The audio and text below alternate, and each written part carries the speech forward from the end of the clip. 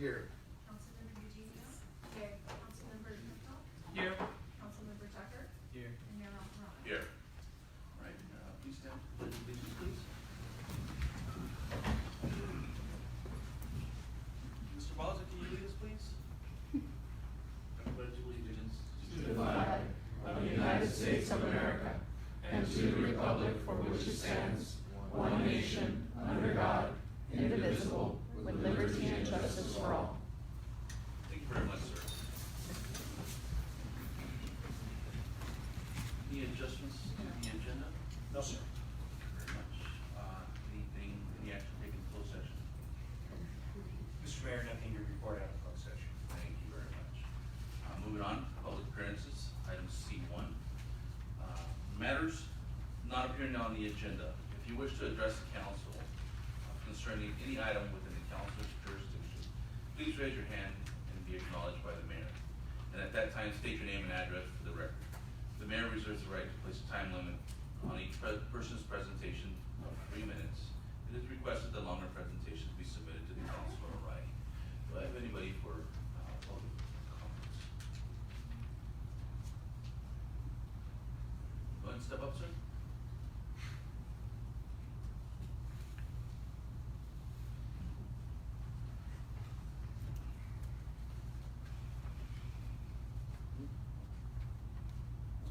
My name is Alan Delamora.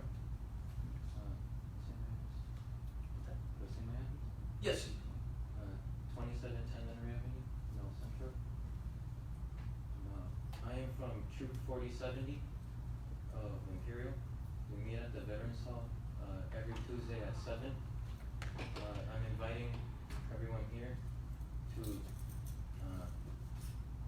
join us. Today, this month is the month where we get a lot of new scouts to join. It'd be appreciated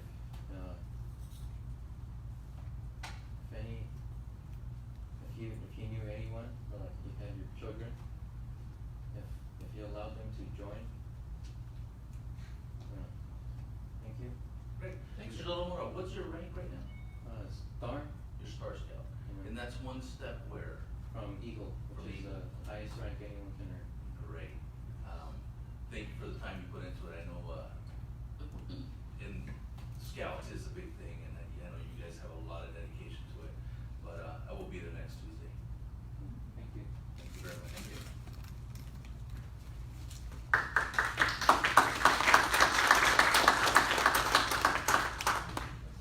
So if I get this correct, Mr. Delamora, right, this is part of your thing, requirements for your next step, correct? Good, thank you. Mr. Steeler? Gregory Steeler, 63 Mile Lane. Thank you again.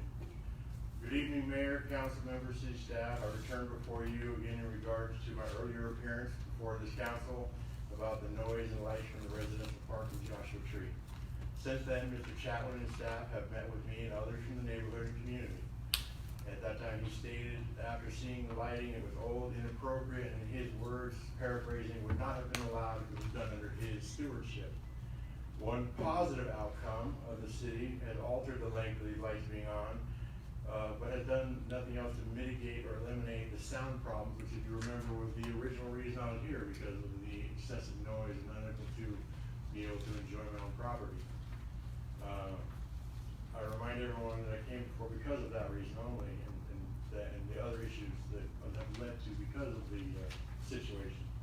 Before voting later to accept the contract on the soccer league, I asked the city to follow residential codes and regulations 24.03B through 24.16.120.1 and 2.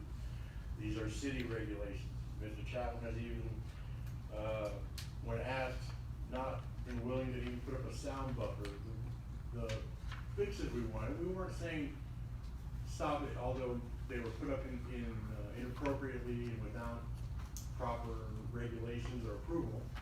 We were asking for mitigation, but we never got to finish the mitigation because communication was shut off. We would ask for a sound barrier, which is in the city regulations, and we would ask for shielding. And I know these things cost money, But we wouldn't be here, we wouldn't have this issue if it weren't for the city and the allowing these things to happen. So we're asking for simple mitigation of the situation, and until what time I believe Mr. Chatwin had discussed when the regional park comes in a few years, that maybe we could look at removing those lights. That's down the road, I know, but we're asking to be able to enjoy our neighborhood, and these mitigations don't seem like that big of an ask. I do not believe that asking for some peace and quiet in our own home, a respite from the hustle and bustle of everyday life, is asking too much. Once again, since the code and does not allow for such lighting in residential areas. And to get basic point back to the original issue, I ask that this council direct the city to answer in writing to these issues of all these code violations. These are the city's codes. These are the city's regulations. If this council and this city violates its own codes and regulations, then what laws are we allowed to follow and not follow? You are the leaders of this city, and if you allow these codes to be broken, then who can, respect, or who's gonna be held to doing the same thing? So I ask you to please consider this. Thank you for your time. Okay, wait, Mr. Seattle, if you would, please. I wasn't present when you were here before, and unfortunately, the night that they had the meeting at the park. I know you weren't able to make it. I wasn't able to make it, and I live in your neighborhood. I just live a block over the other way and a block back. But, I just wanted to clarify a couple points. The park we're talking about is set along Joshua Tree, which is technically a paved alley, correct? No. Joshua Tree does not have any houses fronting on it along that neighborhood you're at, If correct? you look in It's your your own, backyard? if you look in your own paperwork, it's listed, that entire section, including the park area, as a residential zone. It is, absolutely, but your yard, your home, if I understand right, if I know where I'm at, it's your backyard that faces across Joshua Tree towards the park, Correct, and so when we have So the you door, have the a- window open, it's impossible. And to- so when your home was built and the developer built that neighborhood out, they put a 6-foot-high fence along the back of your property, correct? There was a wooden fence at the original day, we have since replaced it. You replaced it, okay, but so when that went in. Now, please understand that all the years I sat on planning commission, 17 years of that, is we were looking at developments coming in. Every development that comes in, we ask them to put up some sort of a solid barrier fencing. We've never allowed chain link fencing along our property lines or anything like that. Whether it be along the highway or along the park area, we always ask for wood or frame and mortar or brick style fencing going up. Always cited within the development plans as a mitigating factor for noise that would be found in that area from passing traffic. Excellent. So when that developer put that fence up in there behind your home, that was there to mitigate sound levels and everything else that may occur in the back of your home. I'm curious as to what else you want to see that we didn't require of the developer at the time. Well, since the lights, which were not approved. Yeah, now we're talking about sound. Okay, but I'm just saying, and so the sound, because without the lights, there wouldn't be the people there at evening. So one causes the other. I'm sorry, my question is, what have we not done to mitigate sound? The fence along the park, because what happens is that basin is a bowl. Right, And so it echoes the sound, it creates, and then it amplifies the sound. So what I'm asking is, and I know it costs a few dollars, put up a solid fence along the road, because it's a chain link fence that's there now, along the basin, across the street. If you would put up a sound barrier, a solid fence, that would help contain the sound from there, because it goes up from the basin, causing the sound to move upward, and it goes up over. I have invited you, I'm sorry you weren't here at the last meeting, I have invited you all to my home at that time, and said, listen, if you don't believe me, come to my home, I welcome you, come in and hear it for yourself. I still welcome you. okay, I understand that, but what I wanna point out is you're asking us to go ahead and look at authorizing putting a solid fence, the tune of, if it were wood and we compared it to what, or if we were to put brick and we compared it to what we just put up along a falling brick wall that we just had in place. Correct. And the quote we had for a similar size fence, that was in the neighborhood of $114,000 for one wall. And if we did it for one side of that park, the north side, wouldn't it be fair for the people living 60 feet closer to the park? Well, I'm not sure who's out doing your construction, because we built a similar wall the full length of my yard, which goes from the end of the, Your problem is that you don't pay prevailing 13,000. wages. You don't pay prevailing wages, we do. Yeah. Sorry. California has different laws for us on our projects. But there, would you agree that there are about 20 houses fronting, or that are backed right up on that park? yes, all and along I the have west side? 14 people in my, Okay, as well as the others lane. running along the south side. yes. You're north, 60 west feet side. further away Yeah. than a lot of those people. Okay, I appreciate that having children playing in a park can be disruptive, it can be a complicating factor in life sometimes. But I also would hope you would appreciate the fact that we have a place for children to feel safe and be able to play, and for families to be able to enjoy family time. Actually, it's not really the children that's the problem, it's the parents, the screaming. Like if you actually go to a game, it's not the kids are running around playing, and okay, when they score a goal, then they yell. But it's the families and the screaming and the air horns and the whistles. I know you don't like what I'm telling you, but it's true. And I know you wanna say, oh, you don't have a real playing here. I believe we do. Okay, I'm sorry you feel it, I'm discomforted by that. Thank you for sharing. Thank you. And like I said, they wouldn't be here without the lights. Thank you. Thank you. Anybody else for public comments? Okay, seeing none, we'll move on to C2, matters appearing on the agenda. If you wish to address council concerning any item appearing on the agenda, please raise your hand and be acknowledged by the mayor. And at that time, state your name and address for the record. The mayor reserves the right to play the time limit of 3 minutes. Anybody else for items on the agenda? Yes, sir.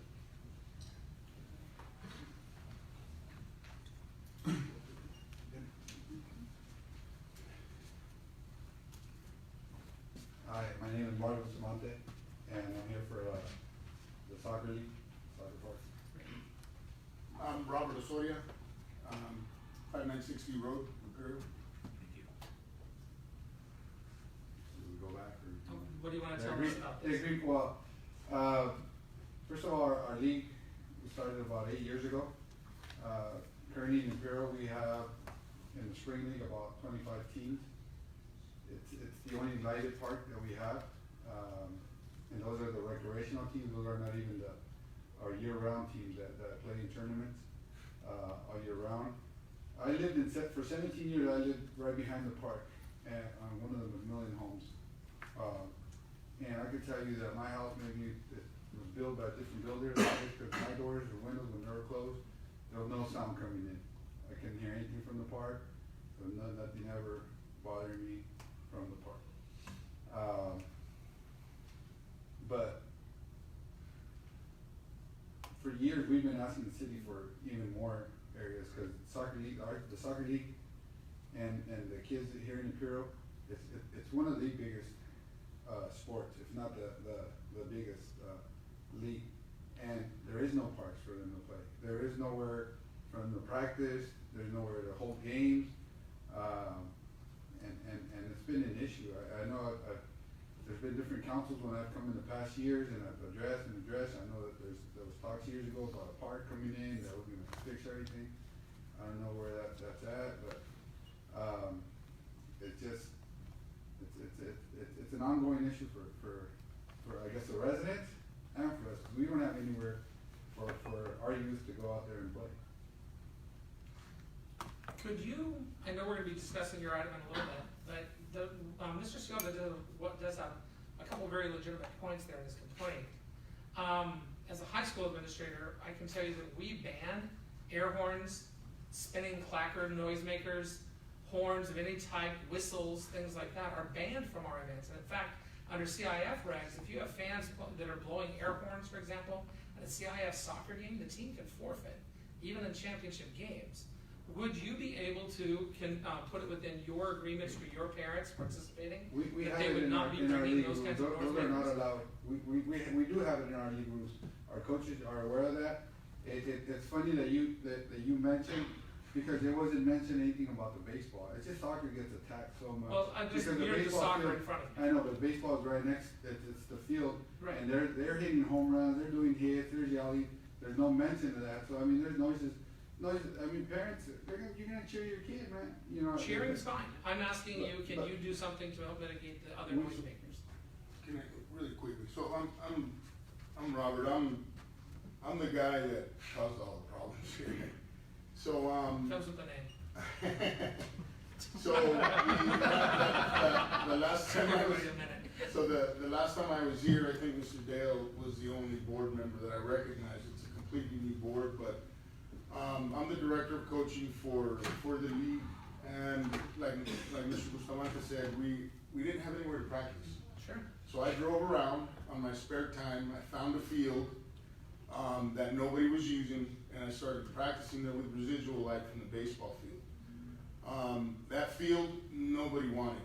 There was a couple weeds in the back, there was a swamp actually in the back that the city could not dry up. Right. Stan Armstrong was the Parks and Recs guy. I came to him and I said,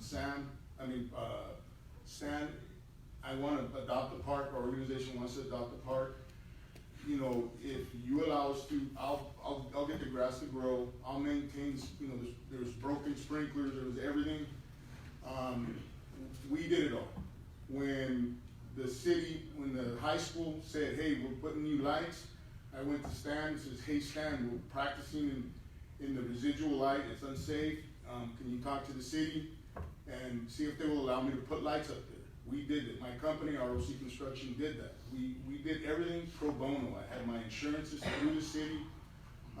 Whether it went, I remember being in front of the city council, it was approved by the city council. I know there's been some talk about they can't find paperwork.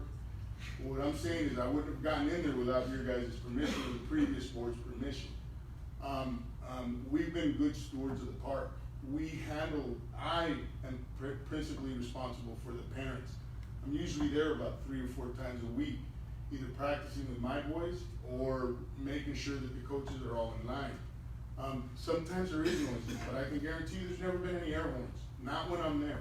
There's never been any matracas, there's never been anything. We have games there, but really the games are few and far in between because everybody practices there, right? And so the only time to get a game in is after 8 or 8:30. So I mean,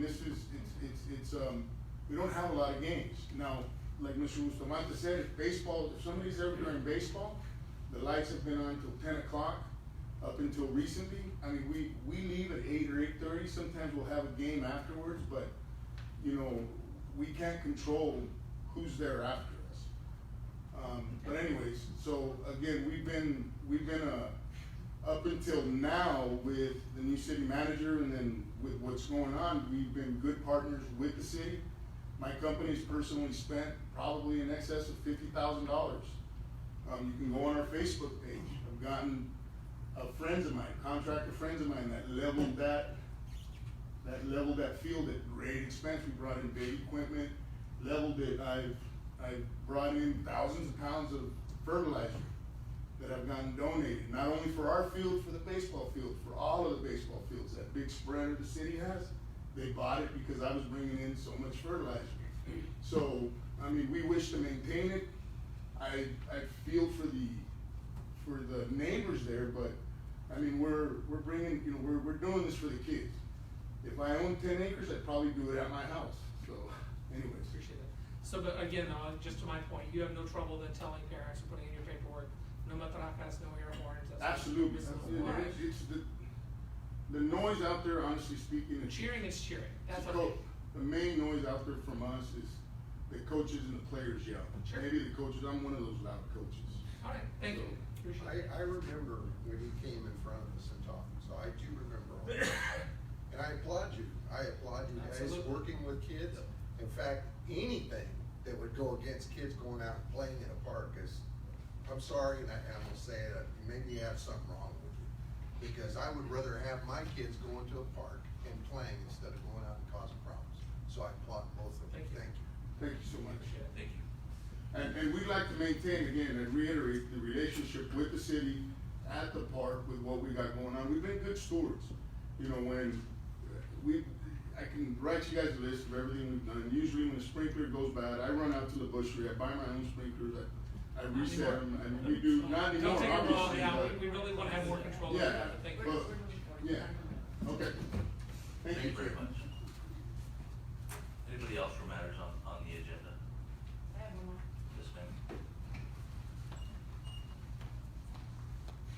Hello, City Council. council, I'm Shannon Ciota, I also live at 628 Lilac Lane, my husband is Gregory Ciota. And I would also like to address the situation of him saying if Joshua Tree is an alley, they park behind my house, they leave their trash, they leave their sodas, dirty diapers, and nobody comes and cleans that up. So who is the ones cleaning that up? It's myself, and my neighborhood watch that we have. And it's nothing against the kids. You know, the parents teach their kids, and if they learn by example of their parents, then that's what they do also. Leave their trash, all their stuff. The people that tag our fence is usually in the evening time or early morning time, we're not sure exactly, but when the lights are there and the noise and all that kind of stuff, it attracts bad people. And so therefore, you know, it also sucks for us because we are the ones that have to clean up somebody else's mess when all these soccer teams and baseball teams and all that stuff leave everything out there. Beer cans, they're drinking at the park, you know, I mean, it's city ordinance there, there's no open alcohol cans also. So it's not fair. And then 8 o'clock, 9 o'clock at night, we have people coming. What item are you referring to? What item on the agenda? We're doing agenda items right now. What do you mean, I'm lost? I think she's referring to the use agreement. Yeah, Use I'm of into the agreement. use of the Okay. baseball field and soccer field. Thank you. Okay, sorry about that. And then also 8 o'clock, 9 o'clock at night, we have people that we don't know come knocking on our door because, we kicked our soccer ball into your backyard. You know what? We've been nice and gave them their soccer balls back, but it's continuing. And honestly, I don't think that's fair for us either, that we have to deal with all their trash and people throw things over our backyard, beer bottles, CDs, batteries, Coke cans.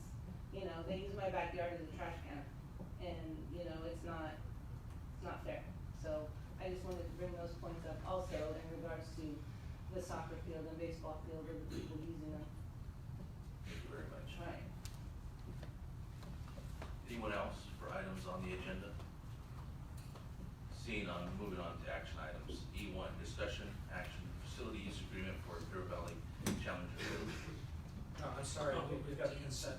Oh, I'm sorry. I'm jumping up ahead. Let's go to consent agenda. All items will be acted upon one vote. Anybody got any questions?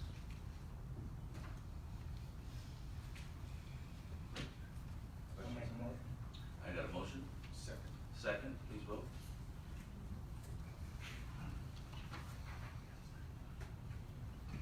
Okay, I'm moving my cursor too far.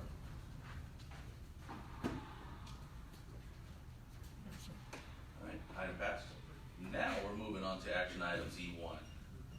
Discussion action use agreement for Imperial Valley Challenger Little League. This will be Amber.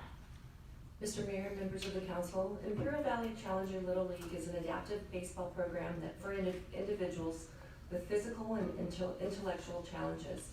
The Little League Challenger Division accommodates players ages 4 through 21. The 2019 season will run through June 1st of this year. The Imperial Valley Challenger Little League 2019 roster serves 25 players who reside throughout Imperial County. 5 of those players live within the city of Imperial. To serve the public interest and provide a Challenger Little League season in accordance with the terms of its charter, a facility use agreement is recommended in order to provide the league the right to use a city's baseball facility. There is no significant physical impact. They practice and play on Saturday mornings, so there's no use of lights. And this staff requests the approval of the facility use agreement for the Imperial Valley Challenger Little League. Any questions on what field are they using, or just all in general? They will be using Evans Park. Great. Yes. I know somebody had asked me about that. Yes. Okay.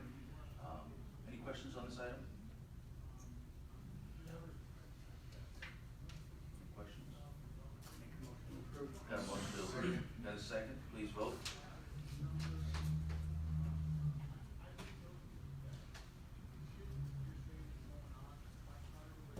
Great, motion passed. Moving on to E2, discussion action, facility use agreement for Imperial Valley United Soccer Association. And this is Amber's one. Mr. Mayor, members of the council, the Imperial Valley United Soccer Association is an organized sports program serving youth ages 4 through 14. IVUSA is a member of the Cal South, which is a youth and adult state soccer association for Southern California. The 2019 spring soccer season began March 7th and will run through June 15th. The IVUSA president has reported that 300 of the Soccer Association's players are City of Imperial residents. To serve the public interest and to assist in providing a spring soccer season, a facility use agreement is recommended in order to provide the league the right to use the city's retention basin adjacent to Joshua Tree Park. The retention basin has turf and lighting. Due to lighting concerns, the lights will be limited for use Monday through Thursday until 8:30 p.m. Staff, there is an estimated fiscal impact of $5,000 for electricity for the lights. Staff requests approval for the facility use agreement with Imperial Valley United Soccer Association for its 2019 spring season. We will meet with the president and discuss the noisemakers and the trash. How are these lights controlled right now to be off at 8:30? They're controlled by the city electronically. We also have access to a box that's there that has a lock on it and it's locked. If there's a problem where the lights are on past 8:30, we've asked that we be notified. Dispatch, we're trying to work with them right now so that they'll contact the police department or somebody else to go out there, but we've also talked with our police officers that if it's past 8:30 and folks on patrol notice that those lights are on, that we get it taken care of. Out of curiosity, do we have a similar kind of agreement and limitation on the baseball field? Correct. Also 8:30? 8:30. Okay, that'll be my phone that calls you then, because I see those lights through my bedroom window. They're on all, you know. It's 8:30. Gotcha. They do have, I believe, I'd have to review it, but I believe they have Friday as well. But I'd have to check the days of the week. And that was a compromise, I guess, is the best way to call it. I think at times in the past, the lights would be on till 10 and sometimes much later. And so in working with everybody, trying to come to something that would be better for everybody, we determined that 8:30 would be a good curfew. Understanding that it may be an inconvenience or may make it difficult for the soccer leagues and for the Little League folks, but you know, that's what we have and that's what we can do. Are the calls expected to go to police dispatch? Well, that's who's available to receive calls. There's nobody at City Hall Making sure we all at that time, okay. so, yeah. That's the proper method. Wouldn't we say though that 8:30 is really useless, because 8:30 it's still almost light this time of the Come year. July, Right. yeah. Well, Yeah. come July it will be. So, but I'm being devil's advocate, okay? Change it. If you have a game going on, okay, well, let's ask the police chief this. Do we have, an ordinance for noise? Certain time, is it 10 o'clock or something like that, or, There is a noise. Dennis? Do we have a noise ordinance in the city? Seems like we do not, but I don't believe we do. There's a penal code section, obviously. There's a bingo section that's 415, Yeah. noise, however, there has to be a victim. okay, So if well, somebody calls. my mom then fed me a line of crap for a long time. Always 10 o'clock, so, Turn off the feed. Yeah, I don't want kids to know Many this window. many cities do. You run into problems in this area with construction, for example, in other areas of the country, they're not allowed to start until 6 o'clock. In this part of the country, in the summertime, when you're trying to do construction, it's 100 degrees at 6 o'clock in the morning. But it is an issue, you know, it's. well, I'm just curious, Council's because prerogative. if 8:30 is awful early, if you have a game going on that starts at 6:30 or 7 o'clock, 8:30 is cutting it really close. Remind me again what the duration of this agreement is? It is through June 15th. Okay, so they're ending by early summer anyways, and the Little League was also that short, as well as I recall. So I would suggest that if we do have a summer application that comes in for summer play, that we then revisit the time limits. Yes. Because I'll be frank, you know, I know my swimming pool doesn't even get touched before sunset. Right. You know, it's just too hot. And so for summer hours, we may look at that a little differently. But it's the same reason why Walmart started staying open 24 hours, because people down here wouldn't go out during the day. Now what about people that go to bed at 8:30 at night, because I'm up at 3:30 in the morning? Ma'am, all I'm gonna say is that we have to accommodate a lot of different people in the community, and one of the groups we try to accommodate is our children and their health. And we want them to be able to be engaged and active without making it abusive to the people in the neighborhood. So there are time and place restrictions that can be reviewed. Thank you. Any other questions? So moved. Got a motion Second. and a second. Please vote.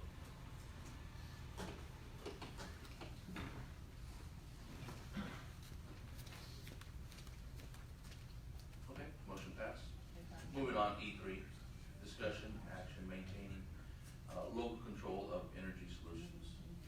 Is Deborah? Right here. Yep, there she is, signed in the back.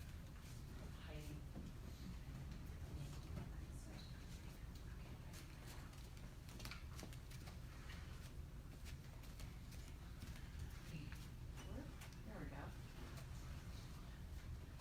Hello again, my name is Deborah McGarry. I'm the Public Affairs Manager for Southern California Gas Company. I was here back in December, taught you about Balance Energy. You did see the slides, but I wasn't able to present them at that time, primarily because I was doing just a public comment. I forgot to mention I reside in La Quinta. We have an office here in El Centro on Ross Road. So basically what I wanted to do is kind of go a little bit more through this, because I remember there was a few comments after my comment talking about where the state of California is going when it comes to energy. And so I had made the promise that I would reach out to the city manager and at that point try to provide a little bit more insight of what's going on within the state. So California, as you know, has been a leader when it comes to climate change, significantly with regards to reducing greenhouse gases and renewable energy.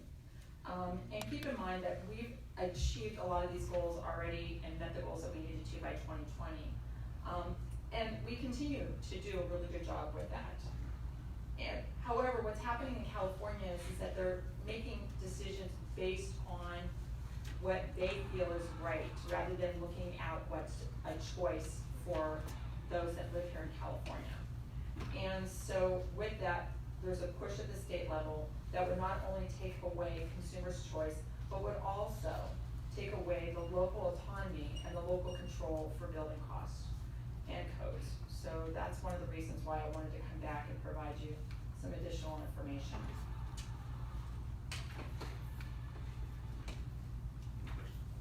I'm sorry. trying to push the turn. No button, right?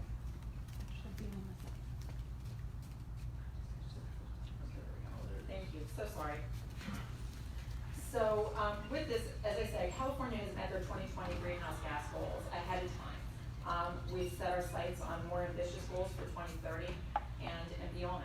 And just recently with our new governor, one of the things that he's mentioned by 2045 is to reduce the carbon from our energy. And we're still trying to determine exactly what that means, but we have some ideas and some solutions for it. So some policymakers and politicians are pushing for electrification, converting all of our homes, businesses to electric. A rational, sound, simple solution would be solar, wind, hydro, and other types of renewables would be good. But that sounds simple, but actually is not simple. The challenges to electrify are big and complex, and they won't just solve the solution with regards to wind and solar, because we all know that wind doesn't blow every day like it is today, and the sun doesn't shine all the time. So with 100% electrification, technology doesn't exist today so far that would be able to have a source of storage. So if it was 100% electric and you didn't have natural gas, which natural gas is your main source with regards to generating electricity, we would be having issues right now with having the lights on. And if you were to go and take a look at the batteries, if you were able to have enough battery sources, and if it did, and it was a tested technology that would work, you would have to have enough batteries that would be about the same, 4 times the size of Los Angeles. So that's a lot of batteries.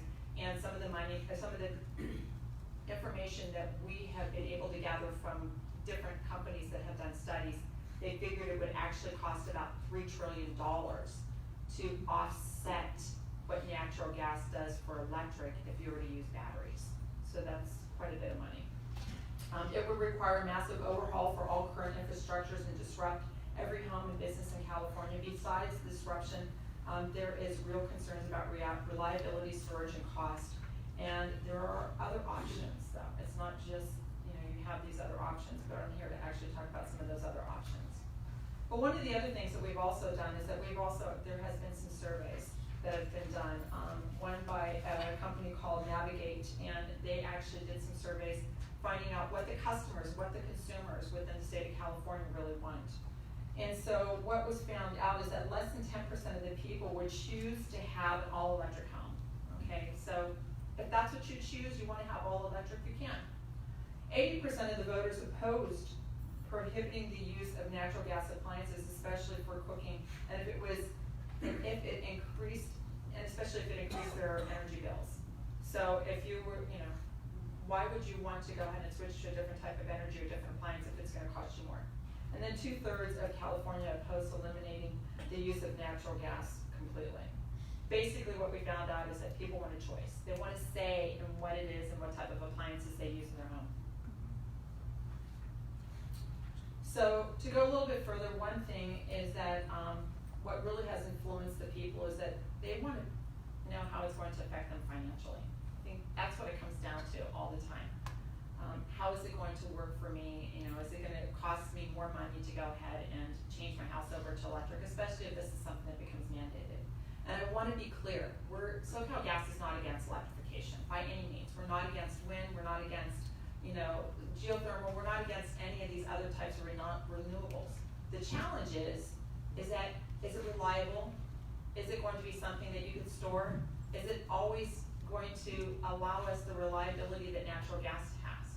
So think about it. How often has your natural gas gone out?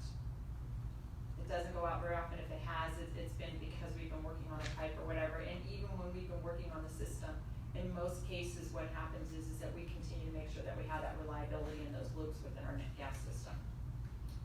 So again, we're not against this, but we also wanted to point out the cost. So if you were to go ahead and have to go ahead and convert your house over, these are figures that were conducted by the Building Industry Association on what this would actually cost. The typical cost would be about $7,200 to retrofit a home if a home is natural gas and you have the various standard natural gas appliances like a heater and a water heater that's natural gas, also your clothes dryer and your stove.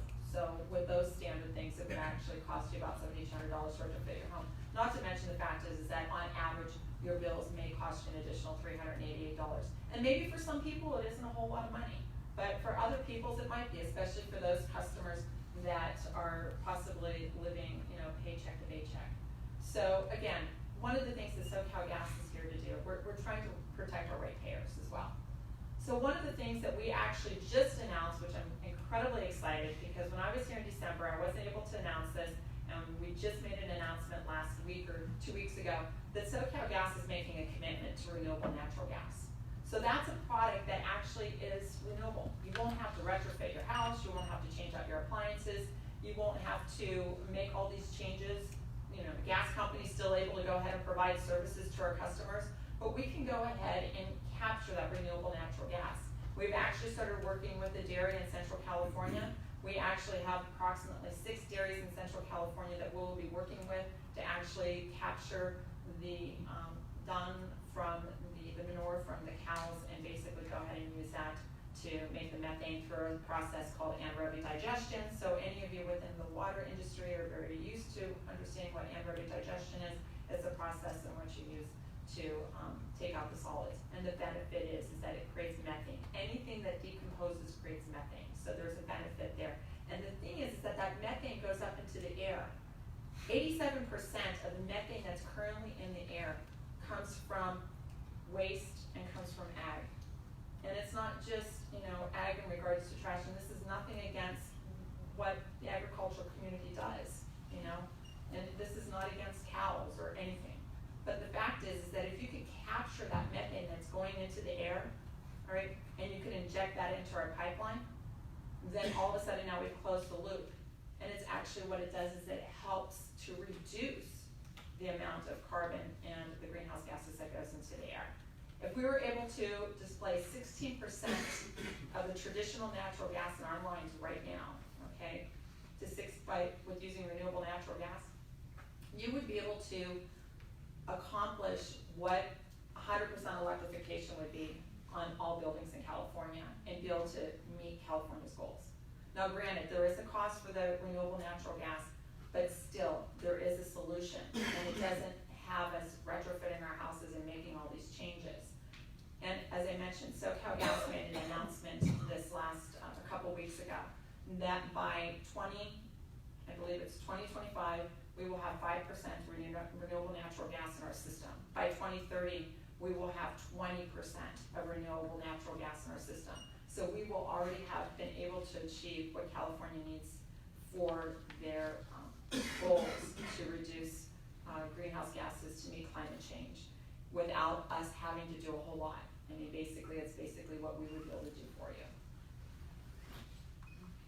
So basically the point is that, again, it's a choice. Each of us, you know, we have a benefit of living in a country where we make choices. And that's a great thing. And it's the same thing. I like to cook on gas. It doesn't matter, one time I cooked on electric and it just wasn't the same. And cooking on gas is just much easier.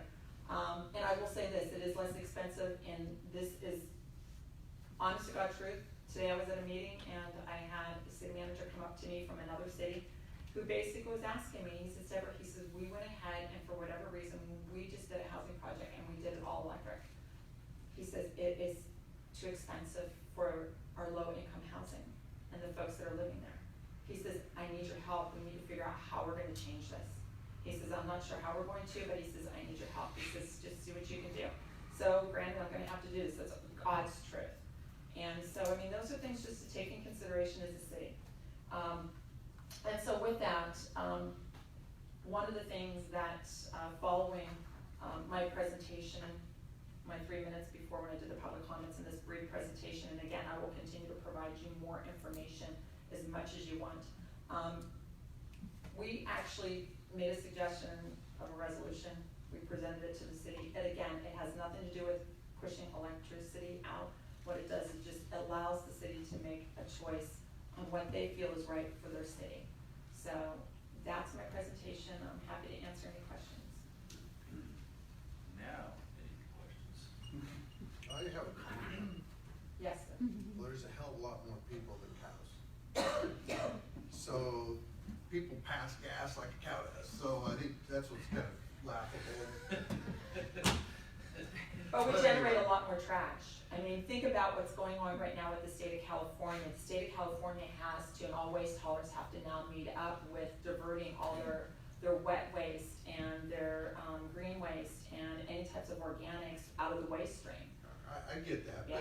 but at the same token, I wanna have my choice. I think we still live in a That's free correct. country, and our constituents, I'm sure, feels that way too. And I don't like a governor or some people that I feel have no clue what they're talking about, making decisions for me, so. You know, and I'll go on this one. I'll agree with your goals, I'll agree with your plan, I'll agree with the idea of the balanced approach. I don't like the language in here where it starts talking about local control being maintained in all situations, particularly when you start talking about vehicular traffic, etc. If we relied on local control, you wouldn't be able to see your way through Los Angeles, much less breathe there. Catalytic converters are unpopular, they cost us a fortune in gas and mileage, and no trucker, no driver likes them. But at the same time, that was a mandated decision, not something that came from a local idea. And it's made a big difference in people's lives, and it's made life healthier for a lot of people living in urban areas. Those of us living here can look at what happens in Mexico when you don't have that sort of thing, and we get the air that blows in from Mexicali over us. And yes, the Salton Sea may cause a lot of our asthma, but that's not all that causes it, so does Mexicali. So I have some concerns about some of the language in this resolution that was put forward, because I think you're missing the mark on that part of it. I will still support it, because I do agree with you, a balanced approach is right. I am a gas company user. I can't imagine trying to heat my pool off of an electric heater. I just can't even begin to think what my electric bill would be to heat my pool in winter that way. I can't imagine dinner. Dinner not on my flame, please. How am I gonna cook my tortillas? Not on, You not can't on use, electric you stove, you don't throw a tortilla on top of an electric burner, it just doesn't work. Burn water on So, electric stove. anyhow, it's, but I do have some concerns in the way the resolution is worded there. Cause I do think there is some value sometimes in having mandated controls. But otherwise I do agree with your approach. Yeah, I realize that. We agree to disagree on a lot of things. You're allowed to be wrong, it's okay, I like you. Other questions? You've been married a long time. Doctor? Anybody else? I just wanna make the motion. All right, I'll so second. moving on, I got a motion and I got a second, so y'all please vote. Like that y'all, But you can flip it next to my mom. that's it, yeah. Thank you very much. I was looking at your, I couldn't see it. You couldn't My see what I glasses. voted. Thank you very much. If you have any questions, please let me know. I will continue to provide updates and information to the city manager, which he can then forward off to you in regards to our progress. I'd like to see the outcome of that development, of what happens. In regards to the anaerobic. All electric, going, try to get gas in there, see what happens in the cost of it.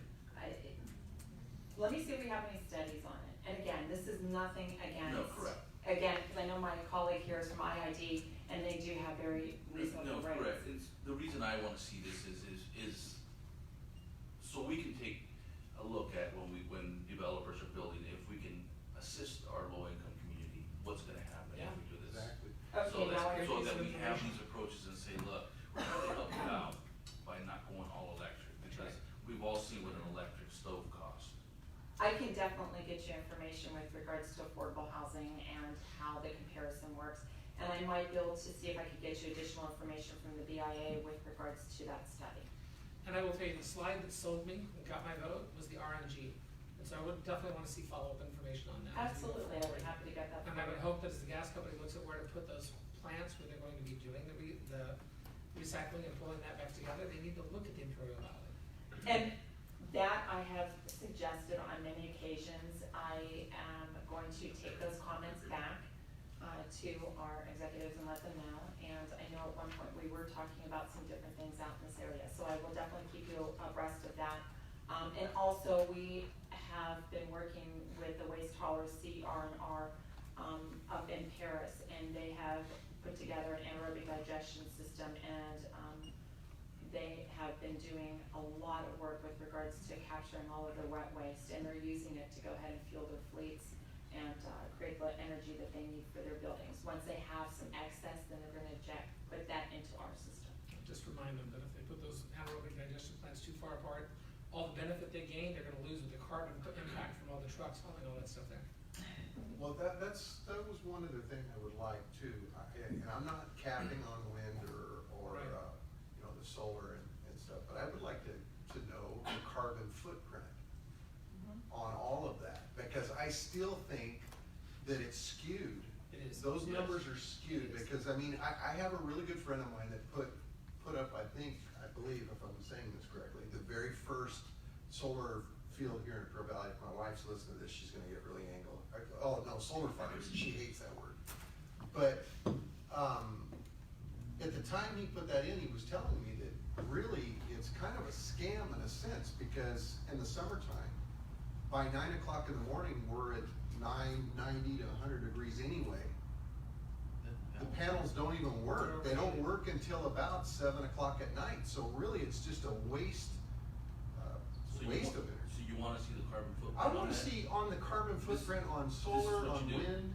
On the carbon footprint on the solar, jump on Mukulele, fly over, and you will see the carbon. No, I get that, but I think what frustrates It's me a lot. is people are misled to a lot of things. I'm a gas user myself. I love my gas. I do. But I will tell you this, I think people need to know the whole story. Yeah. It's just like the Prius car. You guys all know how I love the Prius car. To me, it's a marketing genius, but it's a scam. It really is. So I would like to know that. If I you will have get you numbers some on. additional information, Sure. and hence the reason why we're talking about a balanced approach. Sure. We need all of it to make it work, because we're continuously adding more and more demands for energy, as we live, so. What does IIU use to spin their turbines, El Centro? Robert, what do they use to spin those turbines, El Centro? Natural gas, thank you. Thank you. Thank you.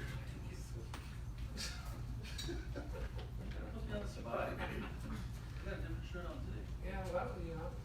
All right, so moving on. Thank you very much. Thank you. Antonio Ortega with IID. Yes, so we'll be moving on. E4, presentation, discussion, action, opposition letter of AB 854. Yes.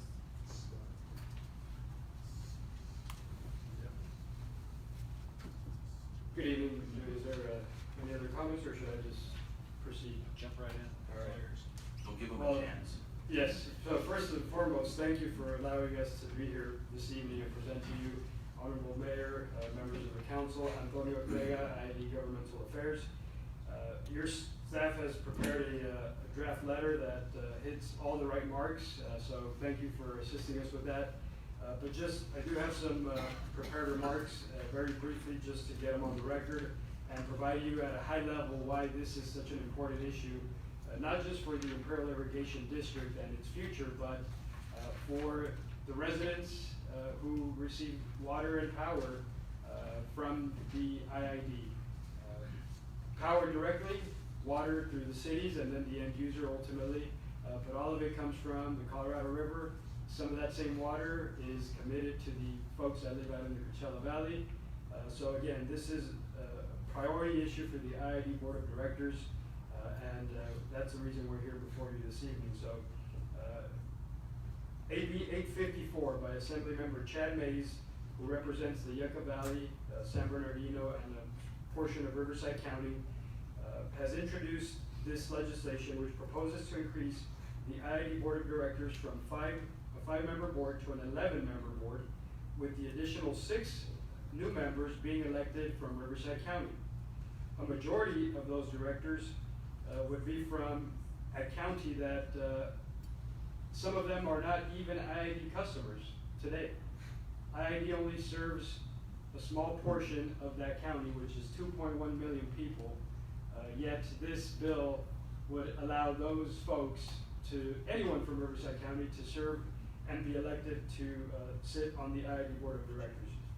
Last year, IID faced a hostile ordinance from Riverside County aimed at bypassing IID's jurisdictional rate-making authority. IID challenged this ordinance in court, and the court ruled in our favor, granting a preliminary injunction and making that ordinance unenforceable. The proponents of that ordinance have now moved to the state legislature to advance their special agenda. It is important to understand that IID's rights to serve energy customers in the Coachella Valley are tied to long-standing contractual agreements with not only the Coachella Valley Water District, but Southern California Edison.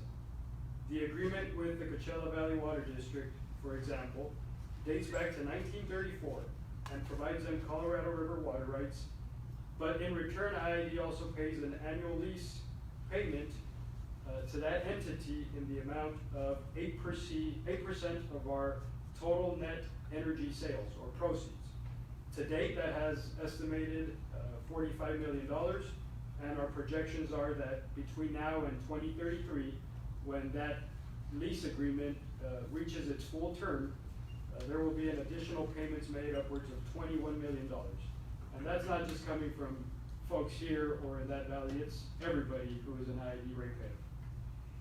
This agreement is part of the Boulder Canyon Act, which is federal legislation that cannot be preempted. Proponents of this bill have used the phrase taxation without representation to grab headlines and mislead the public. But to be clear, IID provides a service and ratepayers pay for that service.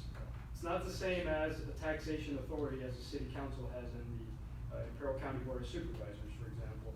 It is a fee for service. All of IID's customers have representation on its board of directors, and they all have an equal and strong voice. IID's board holds public meetings, not just here in the Imperial County, but in our board room in the La Quinta, city of La Quinta, which is in the Coachella Valley. And we serve all customers equally. This is reflected in our customer service record and our ratepayer-focused programs. Local communities also have input and can advise when they are elected to the Energy Consumers Advisory Committee. This is a committee comprised of representatives from all cities served by IID, both in Imperial County as they are in Riverside County. IID has permanent offices complete with customer service centers and full-time staff in the city of La Quinta, which services the Coachella Valley. And again, in closing, this issue is not just about energy, although that's how it's being portrayed. There are important water rights that are enshrined and held in trust by the IID for the benefit of all of, not just our irrigation customers and farmland, but also, again, the water that is provided to all of our cities who then serve the end user. So again, this is a direct threat to the IID, its future, and we hope that the City Council will stand with the IID and oppose this bill. Thank you. Do you have any questions? I know I do, but I can't say them. Well, let me just say this, what are the legal obligations IID has to continue to provide electrical service to those clients in Riverside County? That is a great question that has Because if now. they don't wanna pay the bill, I'd say cut the line. So that has now come up in other, we've had, Imperial County Board of Supervisors has taken the position, also opposed. Today, our directors, I'm here, two of our other directors are in the city of Calexico, Westmoreland. Last week, we were in Brawley, then we'll be in Hopeville, but that question has been raised almost at every presentation we've made. And that is now something that the IID board has directed its general counsel and its general manager to put all the options on the table. IID used to, well, let me rephrase that. Before 1936, customers in the Coachella Valley had a private utility that used to serve them power. IID purchased those rights to serve those customers. But at the end of this 99-year agreement, IID may be left with no other alternative or option than to divest itself from those resources. Or now there has to be a purchase of assets, right, and infrastructure, because we've all paid into building up those resources. But that is something that the board is looking at now. And as you stated, right, if you're not wanted there, then why continue to be there? Because it's a water grab move. If they're trying to stack the board in a water grab, take control of IID's water grants away from Imperial County and nest it in Riverside County. And so if that's what it's gonna be, then cut the ties that bind. Yep. So this, Mr. Hayes is from Yucca Valley? Yes, his district is primarily the Yucca Valley area. However, one of two of the cities that his district cuts into two cities, Palm Desert and La Quinta, a small portion of them, which are in IID's service area. And I know that those two cities have submitted letters of support to him on this bill. So he's using that as his entryway to say, this is a bigger issue that now I have to address. While I would say 90% of IID's customers are not in his district, maybe 95%. It seems as I've been following this, Assemblyman Garcia and Senator Wesso have not made any public statements out on this, is that correct? No, that is incorrect. They have made statements saying we will protect the IID and its water rights at all costs. However, we are open to listening to this, having discussions surrounding the energy rights and the representation. That's not what we need from them. We need them to say. I was gonna say, that's They need to go the whole way and say, Yeah, how does we this work? oppose it. Mr. Garcia is from Coachella Valley. They both live in that neighborhood, and they're both Exactly. basically. So from what in interest, there. all besides that, is the votes that he gets out of Imperial County? Right. What interest does he have with us, when his interest is up there?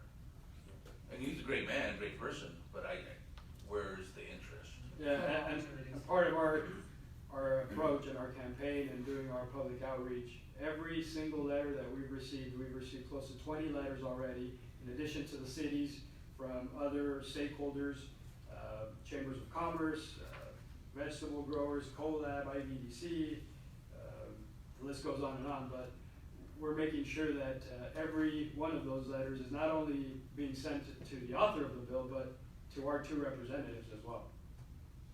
And that's why this is before you to join with the other communities and organizations that are opposing this legislation. So this also makes as much sense as me wanting to be on, Mr. Hayes's board too, right? All is fair game. I'm in Imperial County, I'm up there too, so I might as well.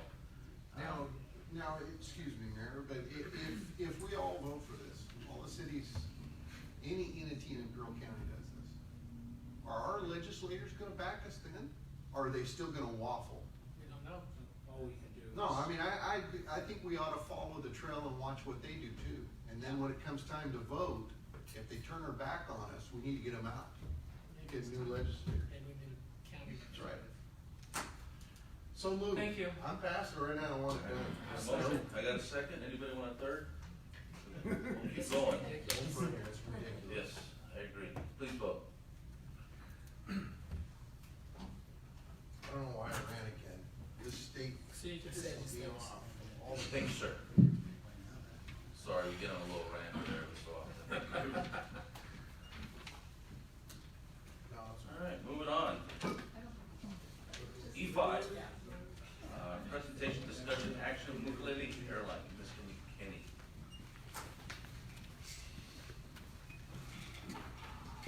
Good evening, Rob McKinney with Mokulele Airlines. It's with warmest aloha. We address you, Mr. Mayor, City Council members and staff tonight. If you remember, this coming May will make 4 years that we've been your hometown airline and in service to your airport in the Imperial Valley. And we're really proud of the job that we have done. When we took over, the airport was on the US DOT list of airports to be eliminated from the Essential Air Service Program due to not meeting the metrics. And today I'm happy to report to you that most days we exceed the minimum employment limits by 500%, and the per passenger subsidy is 50% of the limit. So on both metrics, we have completely put your airport in the safe zone. And we've done that by keeping our fares affordable. We have industry-leading metrics as far as it comes to on-time performance and completion factors. And so we're really, really proud that we've been able to keep our promise to you, and we're thrilled to be here. So why I'm here tonight is that I want to bring news to you that really wonderful things have happened in our organization. And last month we were acquired by Southern Airways Express, which is a very, very large provider of essential air service all over this country. And the combined entities will make us the largest 135 commuter in the domestic U.S. And I'm here also to introduce my partner here, Mr. Keith Sisson, who is Chief Marketing Officer of Southern Airways Express, and he will describe to you some of the new and really beneficial things that we'll be able to offer to your community with the new larger organization. Thank you. Mr. Mayor, it did not go unrecognized your use of the word y'all. I thank you for doing so. As a Southerner, it makes me feel welcome. Let me begin by talking about what will not change as a result of the acquisition. So the planes are going to stay the same, the pilots are going to stay the same, the customer service agents, the station manager, all going to stay the same. If you want to book your ticket on mokuleleairlines.com the same way you've always done it, you will always have the ability to do that. What will change, we will change the name here to Southern Airways for the airline. We're keeping the Mokulele name in Hawaii, but for the domestic 48 states, we're going to be under one brand of Southern Airways. When we make that name change, there are going to be benefits that come along to you as a result of that name change, primarily our interline partnership with American Airlines. This means that you will be able to go on to Orbitz, Travelocity, Kayak Expedia, iFlySouthern.com, or indeed AA.com, the American Airlines reservation site, and buy a ticket from your local airport all the way to any domestic city that American Airlines flies. So one ticket, one transaction, one checked bag at your local airport that will end up at the baggage claim at your final destination you will not have to check and recheck your bags when traveling with American Airlines. So that is one good thing that we'll be able to turn on immediately. Also, what comes with the bigger airline will be amenities that travelers who are frequent air travelers look forward to and expect from airlines. Things like TSA PreCheck, which we offer. So anybody who does business in Los Angeles for a time period that needs to come back here, no more standing in the long TSA lines. You will have TSA PreCheck on your boarding pass. So you'll be able to go through the expedited line. Speaking of that boarding pass, we'll have mobile boarding passes available to you, and we'll also have online check-in. So you get all of the benefits of everything that has made the service successful in the past, and now you get the added benefits that come along with being part of a larger organization like that interline with one of the largest legacy carriers in the country, and also all of the technology components that travelers have come to expect. I'll be happy to take any questions on that and turn it over to Rob. Are we at risk at any point of having our destination out of Imperial County changed to an alternative airport other than LAX? Absolutely not. Okay. And second, you got 4 beautiful brand new planes you put down here recently. Are we keeping them down here? We're keeping 2 of them here. There's too many, there's lots of airplane shuffling going on, and so it was never meant for there to be 4 airplanes here on a permanent basis. So there will definitely be 2 that will always be dedicated to serve this community. But it is in the long-term plan to grow the footprint in Southern California. So as that happens, you'll see more and more planes coming through the Imperial Valley, but you'll always have 2 airplanes dedicated, one to fly the line and one as a backup spare. I think what Robert was concerned about was how nice the new ones are. We will not trade you out for older I airplanes. appreciate that. Thank you. So with this, we might be seeing flights to Vegas, They- so we can go have dinner kind of thing. Everything's on the table, so there might be, it certainly wouldn't be daily service, but there might be less than daily service, but we're looking at lots of possible destinations in the Southern California area. Direct out of here or links to via LAX? It would be connections through LAX, most likely out of here. The less than daily service to Vegas possibly could come out of here, but again, we're only a month into this, so we're in evaluation phase. It's like on a Friday and Sunday? We wouldn't complain. Just saying, you know. Tell my wife I have a conference somewhere. Okay. But yeah, you know, that was my concern, is make sure we keep those brand new airplanes, because the first time I got on I got one of the older ones, still a great flight. And when we went to Sacramento this last time, we were telling Councilwoman Eugenio about the airplanes and this and that, and we get in, we're like, oh my God, this is a brand new airplane. It was great. Yeah. So we had a good time on the airplane. That was a really nice plane. We were just still waiting for the little soda cart to come through. Duly noted. It's been the teenage pilots that made me nervous. They age well, but they're not being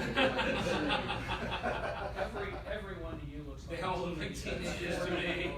But It's actually been a great service, and I really appreciate having it here. So I'm glad to hear that Southern's gonna be staying around and expanding. I love the idea of being able to link to a larger airline and continue that way as well. That's wonderful, thank you. Appreciate that. So in that vein, our ask tonight is that, so that the contract doesn't get sent out to the US DOT for rebid, since nothing essentially really is changing that would affect not fares, not schedules, not destinations, none of those things. We're asking for a letter of support to support this new combination with the new brand and the new company, that the contract just be automatically placed with the new larger company, Southern Airways Express. Also move. Second motion, and I got a second. Please vote.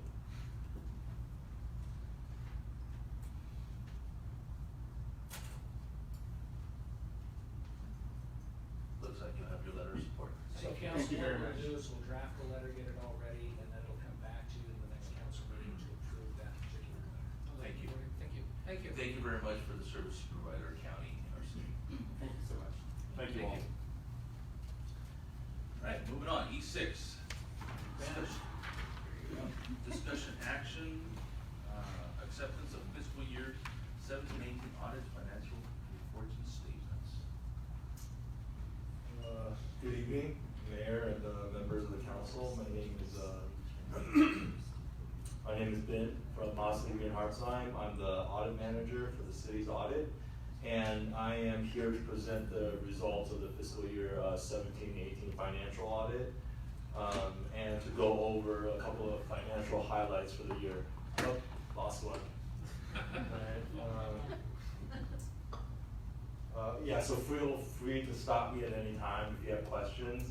And this is my first time presenting the statements here, so I used a general format. So if you want me to go longer next time, more into detail, please let Laura or Stefan know. If you want me to go shorter, obviously do so also.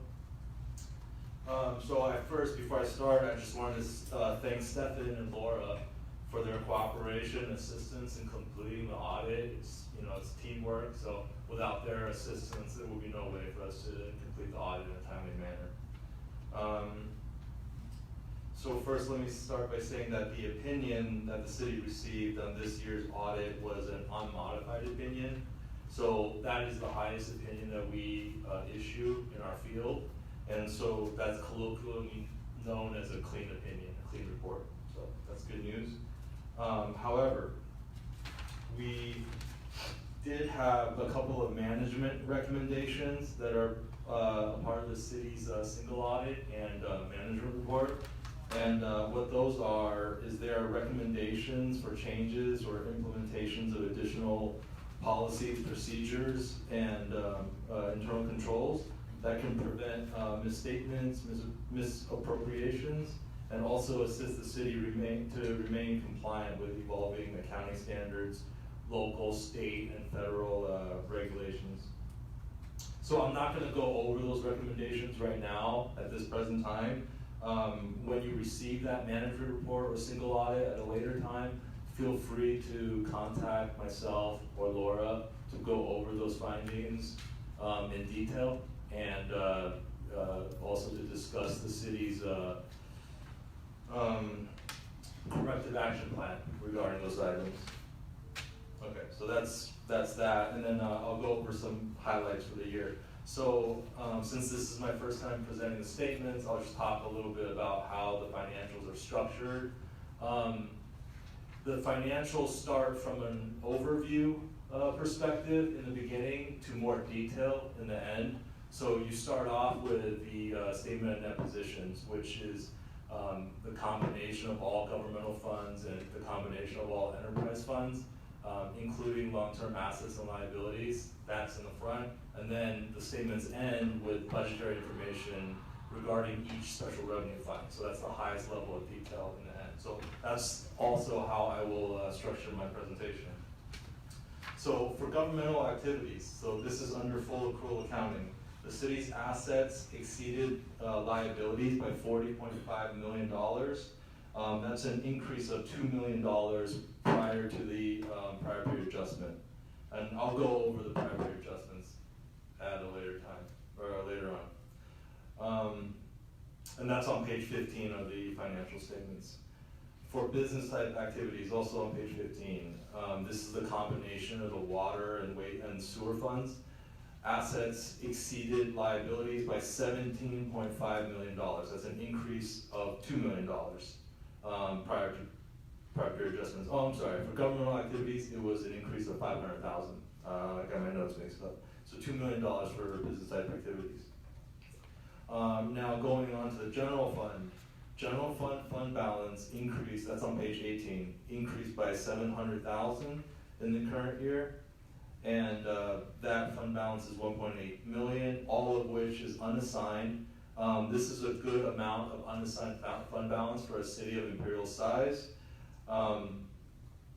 The increase was because revenue went up and good budgetary controls kept expenditures in line.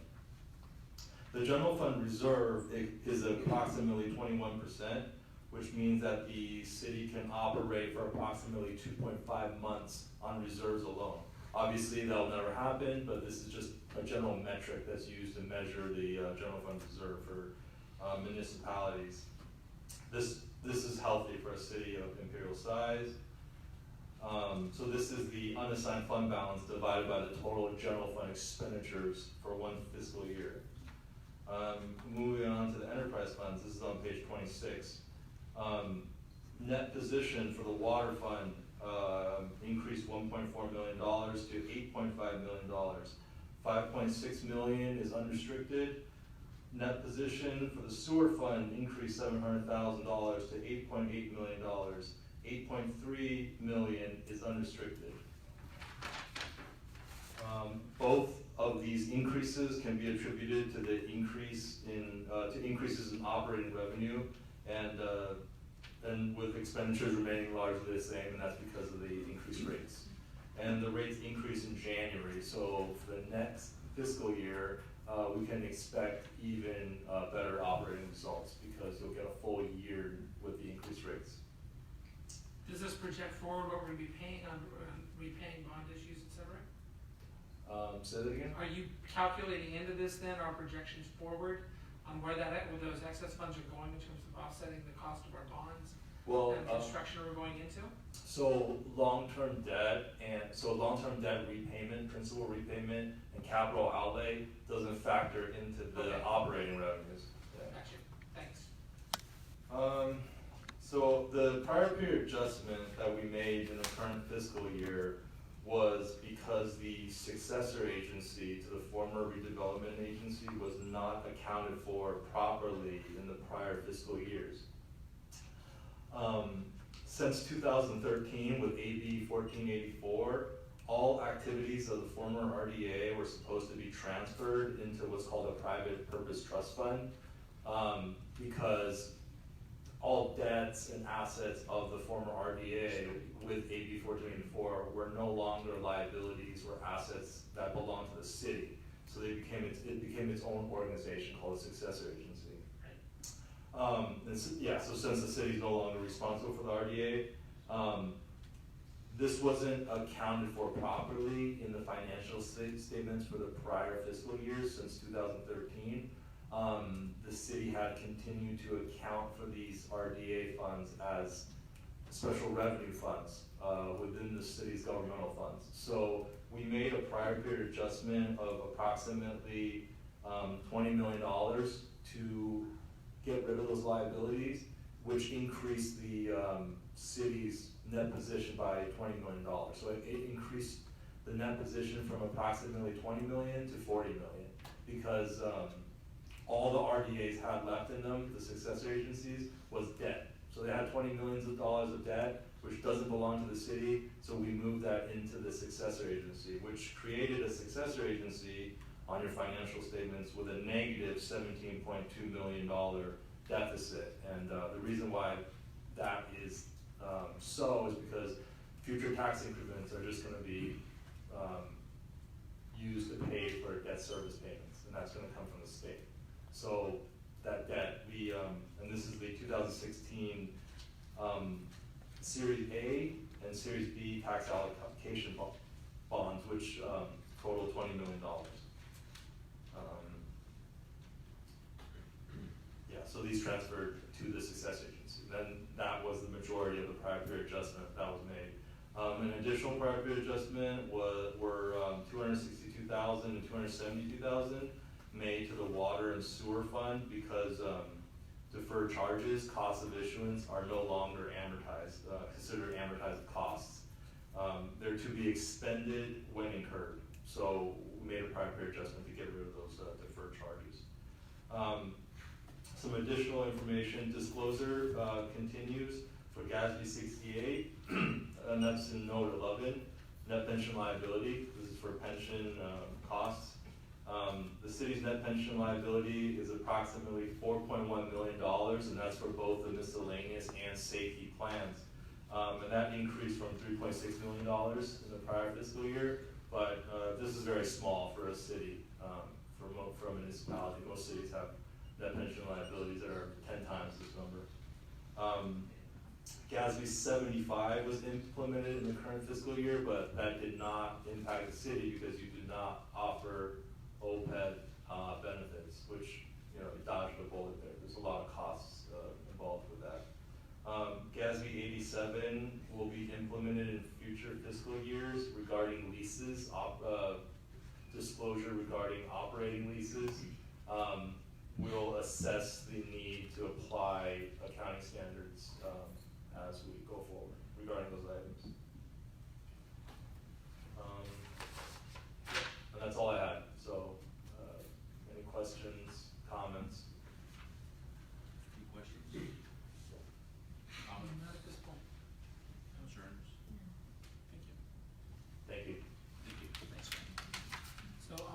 accept the fiscal year 17-18 annual financial report.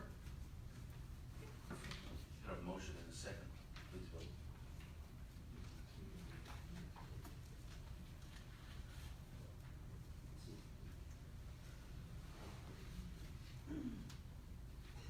Motion passed. I'll move to accept the financial year 17-18 single audit report. Motion and a second, please vote.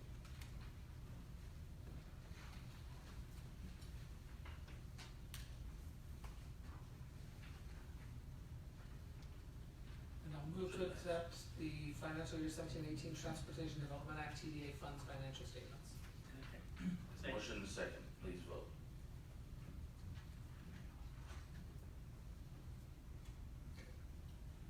Great, thank you very much. With that, moving on to E7, And Mark Boslett's here from ICTC. LTA Measure D, Sales Tax Fund Audit. Welcome, Mr. Baza. Good evening, everyone.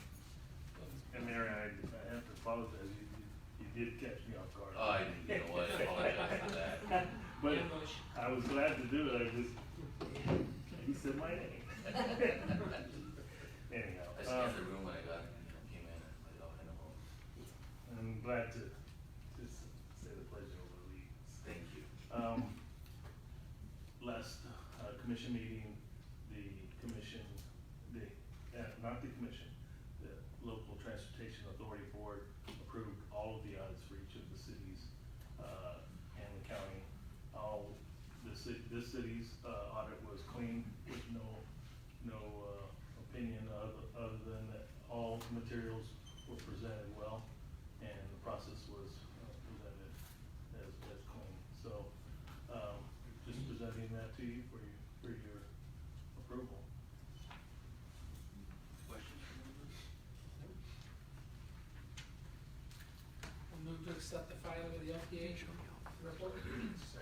The motion and the second, please vote.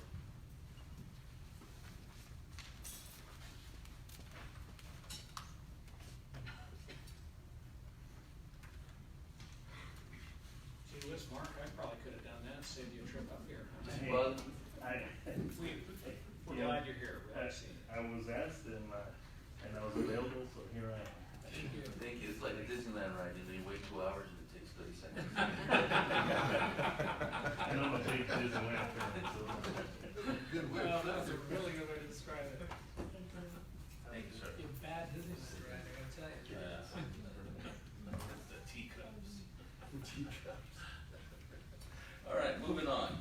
This, E8, discussion action, business consulting agreement between the City of Imperial and Development Management Group, Inc. Mike Bracken with Development Management Group Inc. is here to make a presentation on this.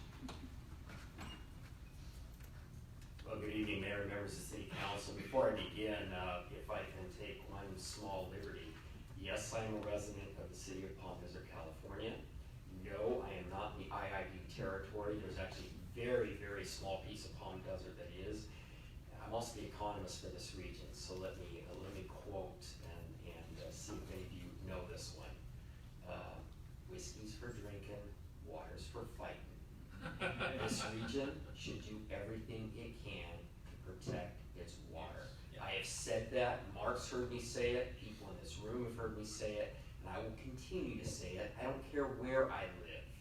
I like to eat too, and as long as this valley continues to feed the world, then it darn well better let you protect your water rights. All right, so there's two parts of this. Okay, let's approve that contract. No. Look, let me try and break this up into two pieces. What you as a council do with my contract is up to you. And I'm humbled to be a part of your team, or have been a part of your team in the past, because you do have a new council member. I think it's fair and right that we sing for our supper, so to speak, and tell you who we are and what we've done and what we're doing now.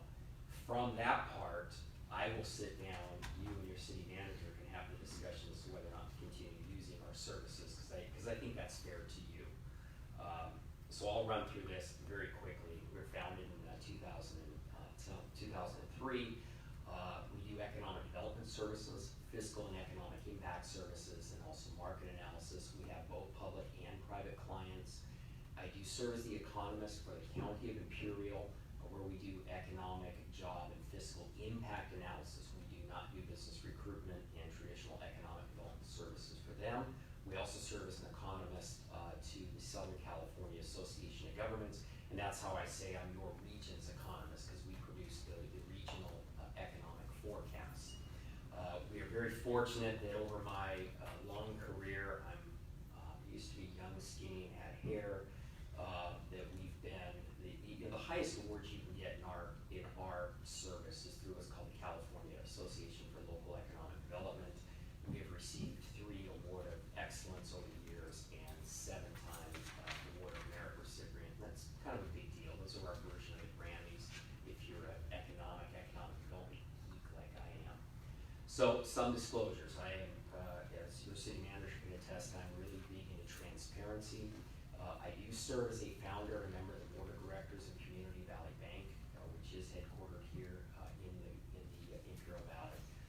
Again, we do work for the County of Imperial. We do work for SCAG.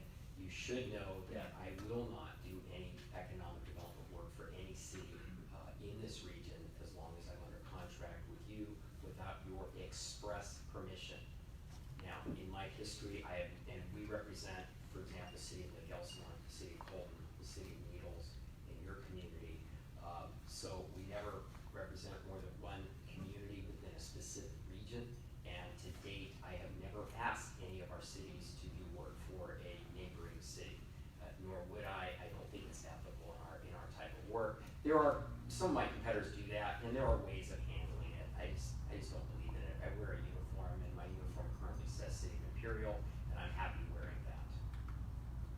So our relationship with you has gone on for well over 5 years. It's actually more like 8 now.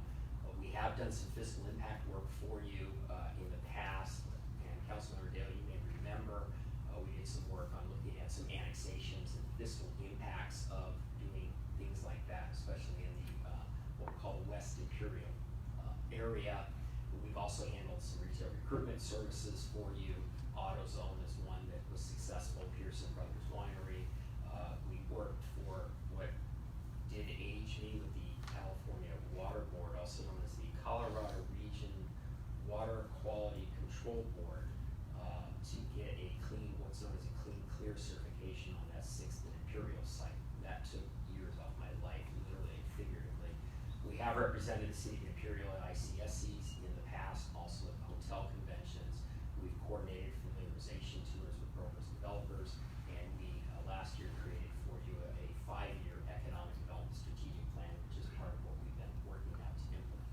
So current projects for you, and we discussed some of these at your retreat back in February. So these are public information, so to speak. The Lundin development, which is at 6th and Imperial, that's that former Dollar General site. The Lundin development is under contract. In fact, as a developer, they are a retail developer. They are at market right now, and I can describe that process if you really want to go into it, of how developers do things. There's a certain order, there's a roadmap. It's just like playing Candyland, except there's steps instead of colors. So House Redevelopment is working on their project, the 14th and Imperial. That, of course, is a city-owned site that is now in escrow. The hotel project that you're more than aware of. There's a commercial bakery project we're working on. There's a hemp production-related business facilities. As you know, those are now perfectly legal in California, and actually the feds are supporting hemp for the first time, which is an interesting change. There's another project we're working on with the developers at Neckel and Imperial.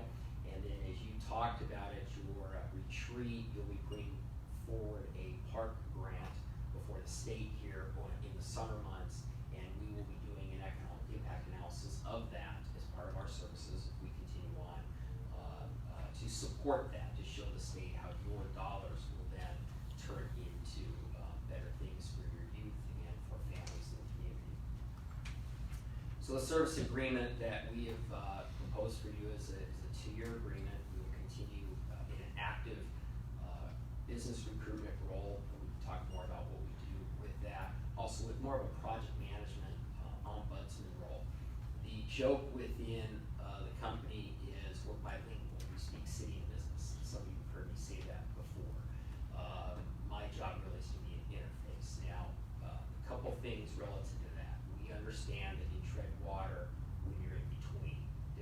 members cannot even purchase me a cup of coffee.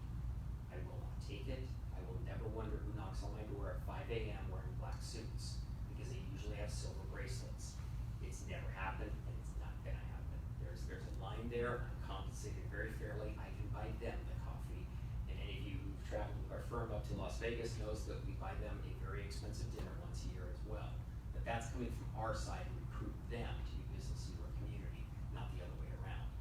So along the lines of what we do, and it is included in the contract, and let me, I know your council well enough, I think I can get away with this joke, so to speak.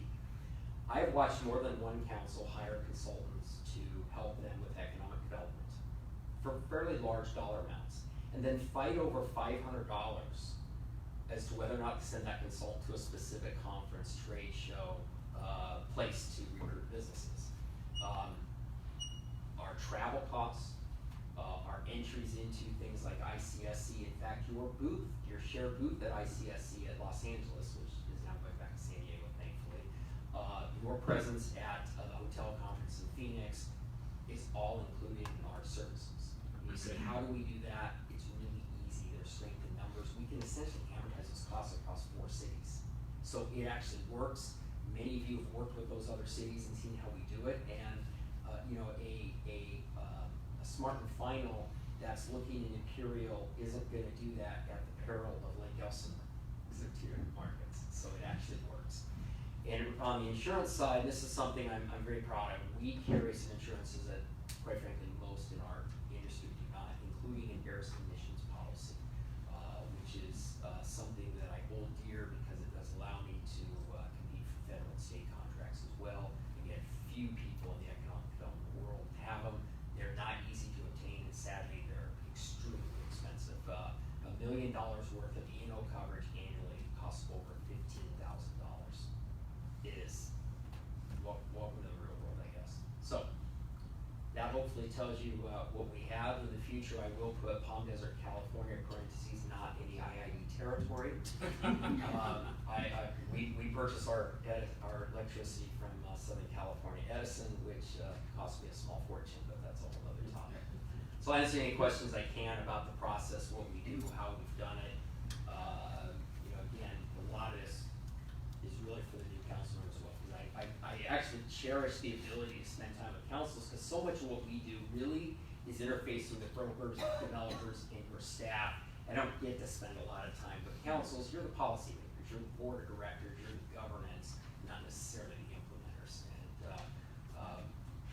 I actually like working with councils because they're fun. I've gotten to work with Councilman Dale out of town a few times, and it's a very entertaining experience to say the least. In a good way. He represents you very well. Would you agree, Chief?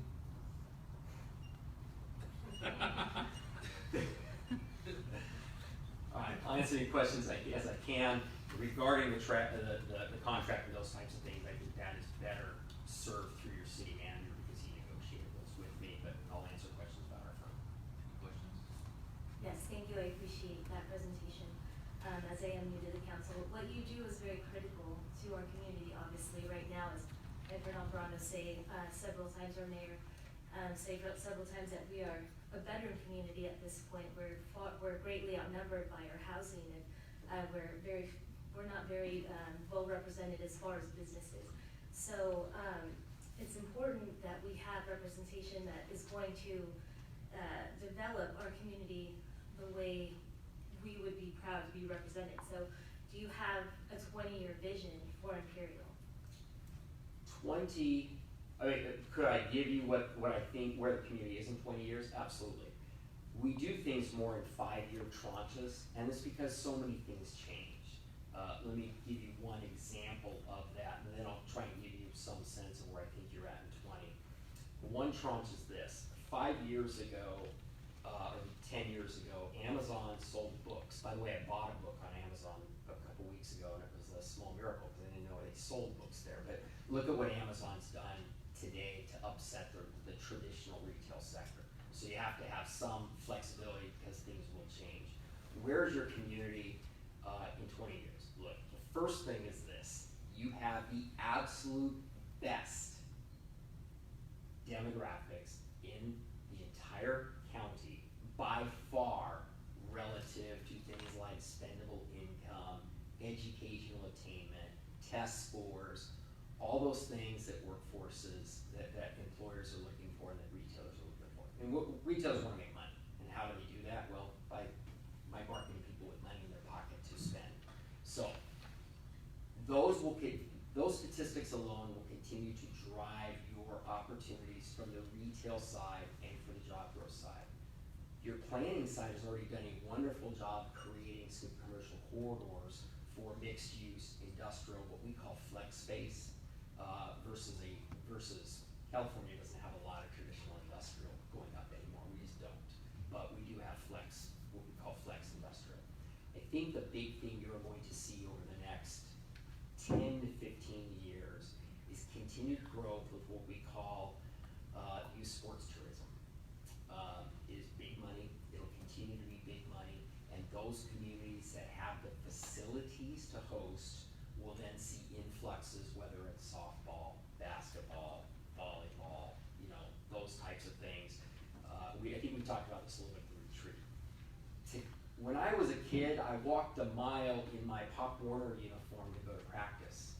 And then my dad met me there and he gave me a ride home on his moped because he'd meet me there from work. And I wore my full football gear as an 8-year-old kid with my helmet, and that was protection. Today, every kid known to man is on a travel team. The traditional Little League just down the street barely exists anymore, maybe for the regular season, and it's off to travel ball. That's going to continue because that's just the way the world is. So if you can have those facilities, you're going to get that. The employers are going to continue to slowly fill in along Eaton on both sides.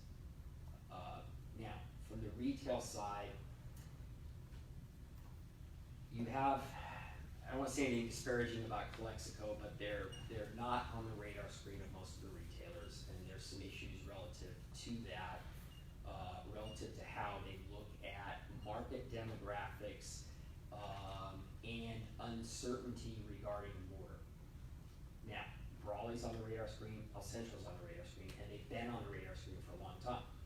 How many, is there a retailer that isn't in El Centro? Well, then some have now gone to Brawley for their second store. You're the next stop. Why? Because you have the critical mass, you're approaching 20,000 in the core market within a 3-mile radius, you have the spendable income, you're the next level. Now, where's that gonna happen? Mark Brand's still sitting back there. His family probably has the most prime land in the community for large-scale regional type center, and that's basically 86 and Wall Road. Now, what I think is happening today is this. Some of these developers are at the table, smaller projects. One is 4 acres, the other one is about 1.2 acres.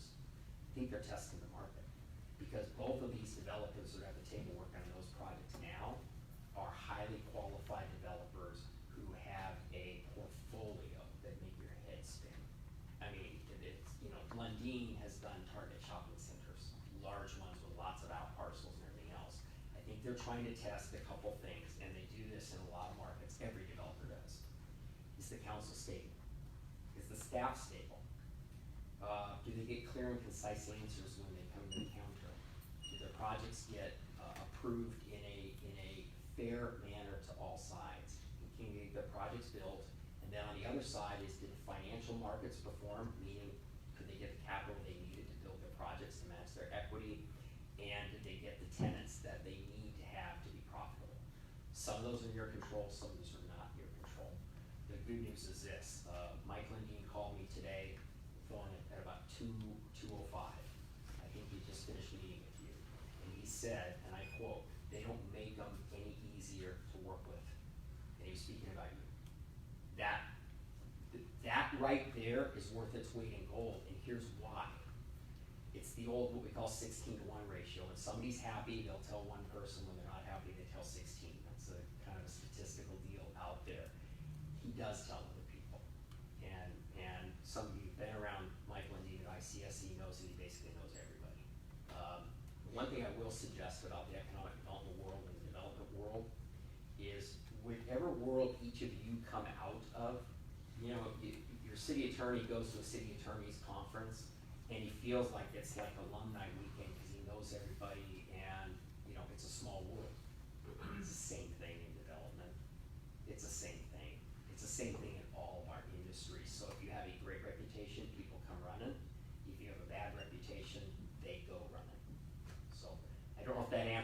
question, I probably took way too much time, but I don't get a lot of time with you, so I think it's kind of neat to talk about where we're going with all of this. Michael, as I reflect on what you were saying about our demographics, I'd like to hear your response to this. It seems to me that El Centro has split their growth, if you will, south of the freeway and right up against us. And I would suspect the big reason why they've chosen that northern park, that northern area to develop so heavily, bring in, and the reason why so many businesses are going in there. A new Starbucks being built right now. You've had a number of retailers relocate even from the mall area up into the north side. Has been the demographics of Imperials, I think, is the footprint they're looking at going, hey, 3 miles from here, we've got better than we have south of the freeway even. And I think that's been a piece of that. Would you agree with that? Yeah, I mean, A, Heber doesn't have enough people to support a lot, and B, the tenants that I know that are in the mall area, let's just call it south of the freeway, have underperformed. So it would seem to me that as we're looking at properties like the Wall property and other things here in the south end of our city, that would seem like that would be poised to be a great development area for us as we move forward over the next 10 to 20 years. Is that how you're seeing it then? Yeah, and look, I'm gonna say something that isn't the most politically correct, but I think it's fair. The developers look at that Wall Road parcel as El Centro North. Right. Now, don't fly the Imperial flag quite yet. I don't care how they look at it. They look at that continuation of the growth is what it is.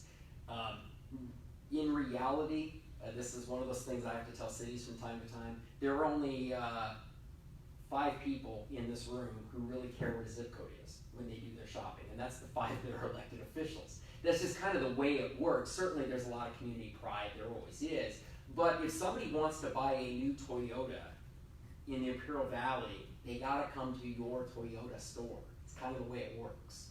So that also means that if you want a new Ford, you're probably going to the Ford store. That's just the way it works as well. So from that sense though, you're next in line, which is good. It is happening. The first year, and again, it always happens the same. They want to know, what's the stability? You know, sometimes it comes down to need too, where they say, Mike, you know, how firm is your company going to be within a new community if it's a new contract? In this case, we've been around, because they want to make sure that things are stable. And they also know, and this is public information, when a community isn't stable, even if I got time left on my contract, I walked away. I walked away from a community that had put us under a 5-year deal because they didn't want us working on other communities. And a year and a half into it, in my opinion, it was just crazy. So you can figure how much money was still sitting in that contract. They said, you know, I'm not gonna do it. And I'm more than happy to disclose it if somebody asks, but it's public information. And it's, because I've got a reputation to try and protect as well. And any of you who've worked with me knows there's a lot of contacts out there. I want to protect a reputation with them so that I can bring them to your community. But here's the good news where you're at today. They know you're stable, they know you're here, they know you're professional, they know your demographics. And I don't think anybody can shoehorn another retail project into El Centro along the 86 with their life dependent on it, because there's nothing left. I mean, that's, you know, and I had that discussion with Alden. This goes back a couple of years before they shoehorned that thing in. Is, what are you guys doing? Why are you shoehorning a project in where you have 19 competitors within an egg's drop, instead of going where you have your own captive market with better demographics, better spendable income? And by the way, to the public who watches this, if your meetings are televised, when I say demographics, I'm talking about spendable income. I'm talking about educational attainment. That's what I'm talking about when I say that. It has nothing to do with any background of anybody. It just has to do with, you know, we live in a capitalistic society. It's all about the money. Yeah. And I did see that you had a 5-year plan in the presentation that we were given, and I apologize, I meant to say, as opposed to plan, 20-year vision. So I think there is a danger in being short-sighted when planning. We are in a very detrimental place in establishing who we are. So I was actually very glad to see that the Dollar General fell through, because we talked before at the retreat how establishing your community with a store such as a Dollar General can be economically devastating. We don't want to be known as a dollar community. So what we choose, what we shot for out there is going to establish our identity. And so as a request, just as one of these 5 members, I want to see us focus on infill as opposed to sprawl. And I want to focus on closing in these gaps within our community, that instead of building outwards, we do have the Eaton corridor, and that's establishing really well, but I want to make sure that within town it starts to look better, that aesthetically we attract more people with that infill. Yeah, I think it's fair to say, and this goes to those who have concerns about urban sprawl, and I appreciate those concerns. Here's the good news for your community. You are a two-trick pony, Eaton and 86. That really is the ballgame for commercial. There's not, there might be an offshoot road here and there, but there's not likely going to be a lot of commercial going out by the college quite yet. Why? There's just not enough warm bodies out there to support it other than the college. So from that sense, that should give you some comfort that what you're going to see in terms of fill is going to be along that 86 corridor. You may see quite a bit up on the north end sooner rather than later. Why? That's where the housing is going to be developed. And that's where you're going to see finally a traditional grocery store say, wait a minute, we've got 30,000 people, 40,000 people within that area, and they'll take a shot at it. Now, that's probably 5 to 10 years away on that northern corridor. But until then, and you talk about infill, 6th is certainly an infill site. I would argue that 14th is an infill at this point because everything around it has been, at least to the certainly the south, the west of the school, and to the east, it's been built. So, and it's a remnant site. I mean, that is actually a previously urbanized site if you go back before the realignment occurred. So, anyway, I agree with that. It's also easier to service, and it's a lot cheaper to provide infrastructure.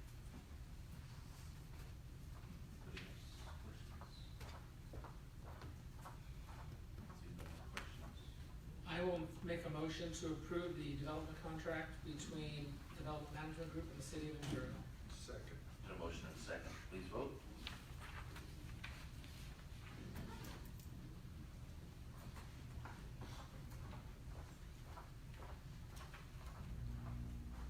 Motion passed. Moving on to E9, discussion action. Girl First Southern Baptist Church Annual Easter Egg Hunt. Yeah, Priscilla's gonna.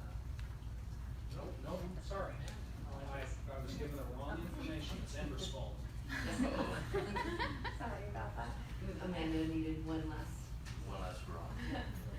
Okay, so Mr. Mayor, members of the council, First Southern Baptist Church in Imperial is requesting to host its annual Easter egg hunt at Eager Park on April 6th from 9 a.m. to 1:30 or 9:30 a.m. to 1:30 p.m.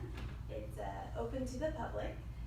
So the staff is requesting approval for the First Southern Baptist Church in Imperial to host this Easter egg hunt at Eager Park from 9:30 to 1:30. It's a great event. Make a motion. A motion and a second, please vote.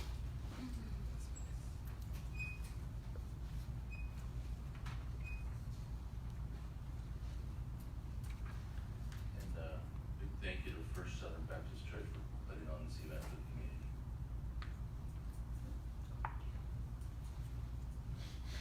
Motion passed. Moving on to discussion action RDO Equipment Company Drive Green event. And Priscilla does have this one.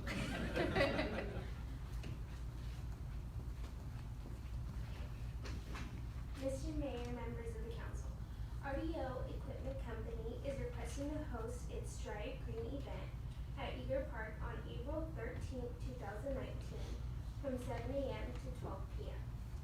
In addition, they have requested that a patch of grass on the east lawn by the splash pad not be mowed a week prior to the event in order for RDO to showcase their John Deere lawn mowing equipment.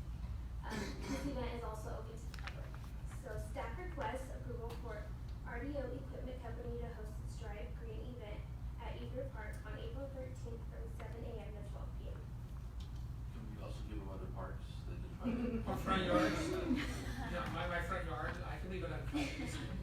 thought or considerations, you know? I'll make a motion. I'll second. I got a motion and a second. Looks like we're all getting our fast. Thank you. Thank you. Let's work a way to annex Amendment 30. There you go. There we are. Can we do that?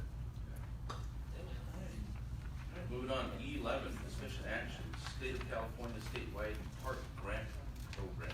Alexis, present this. Good evening, Mayor and Council. Before you, you have the first step into our grant application for the statewide park program.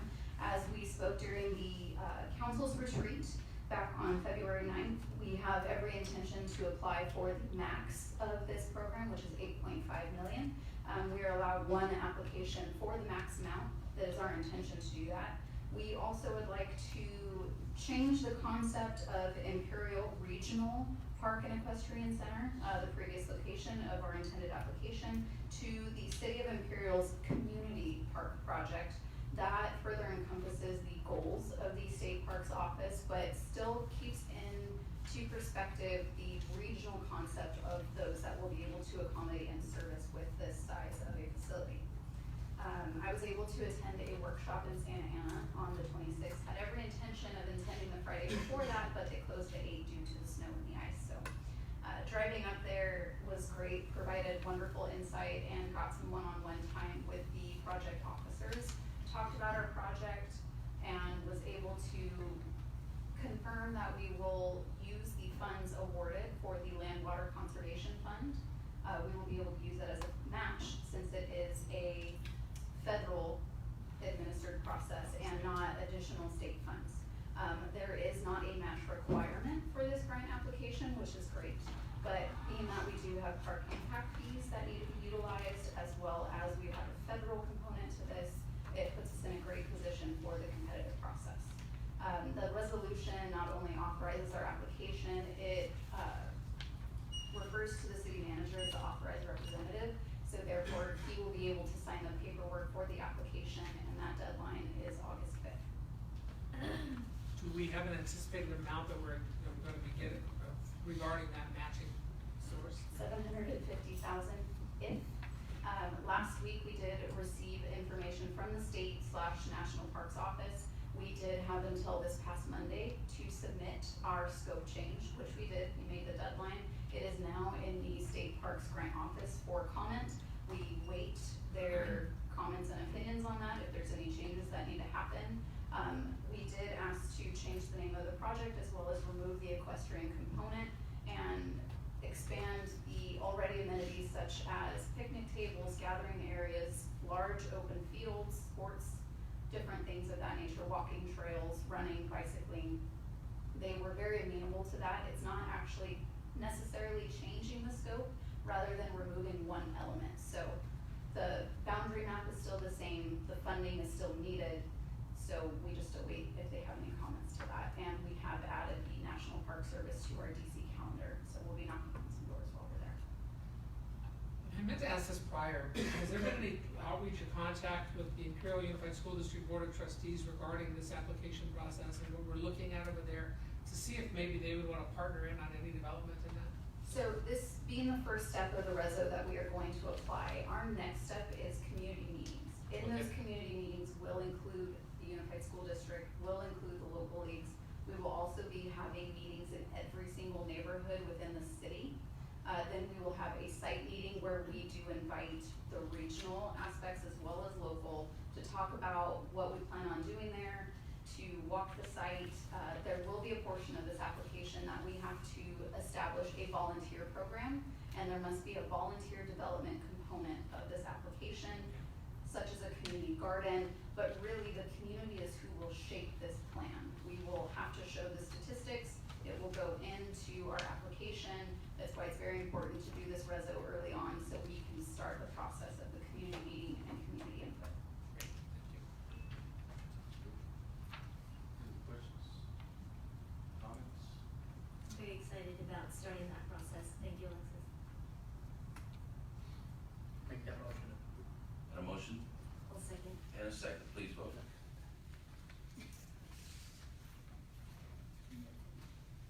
Looking forward to this.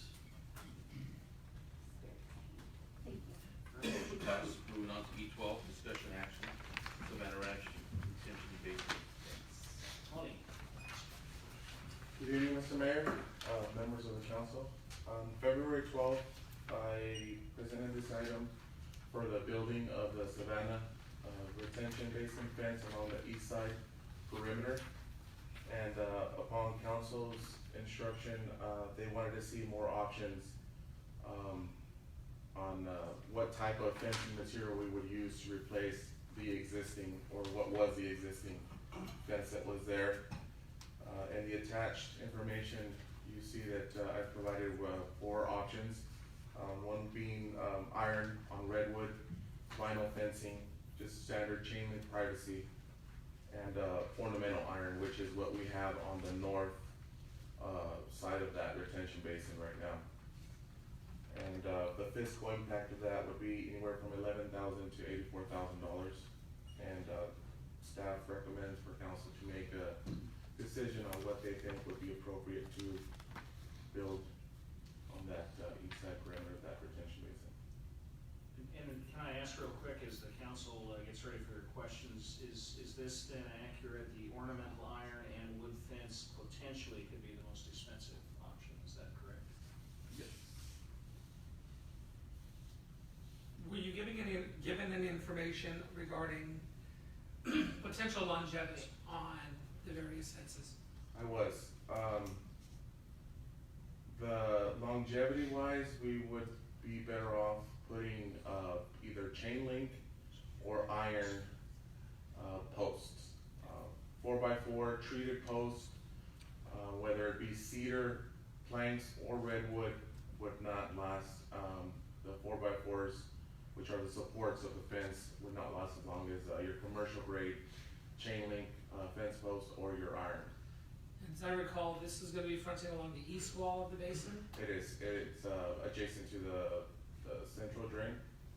and then across from that's gonna be a new development, Rogan's development, correct? So there won't be any traffic moving along through that, in that corridor between. Personally, I would come down on the side of the privacy chain link fence simply because it's an out of view type of fencing. It's not something fronting on a major street. We've done similar, if you look at the drainage basin at Blazing Star and Ayton. Where Ayton fronts, it's basically a masonry wall, and then when you go down the residential street, it becomes a chain link. We've done that in other areas. To me, that would be appropriate here. Good question, Tony.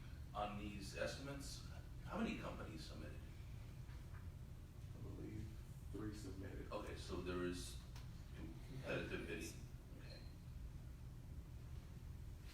Any other comments on type of structure you guys would like to see?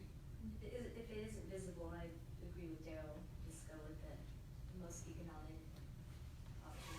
Yeah. And to repair that would be fairly easy, right? If you lose a whole piece of the chain link and slats, we can. Right, then it would just be a matter of removing that pole and stretching that fence, which when you use wood, you would have to, remove and it'd be a little bit more complicated. The same thing we did actually with the retention basin also that faces towards El Centro Sewer Plant. That's a chain link, privacy slash, go through that as well. There's no need to spend a lot of money on the decorative fencing or decorative wall that's not gonna be visible to anybody, except people standing in a ditch. Yeah, so.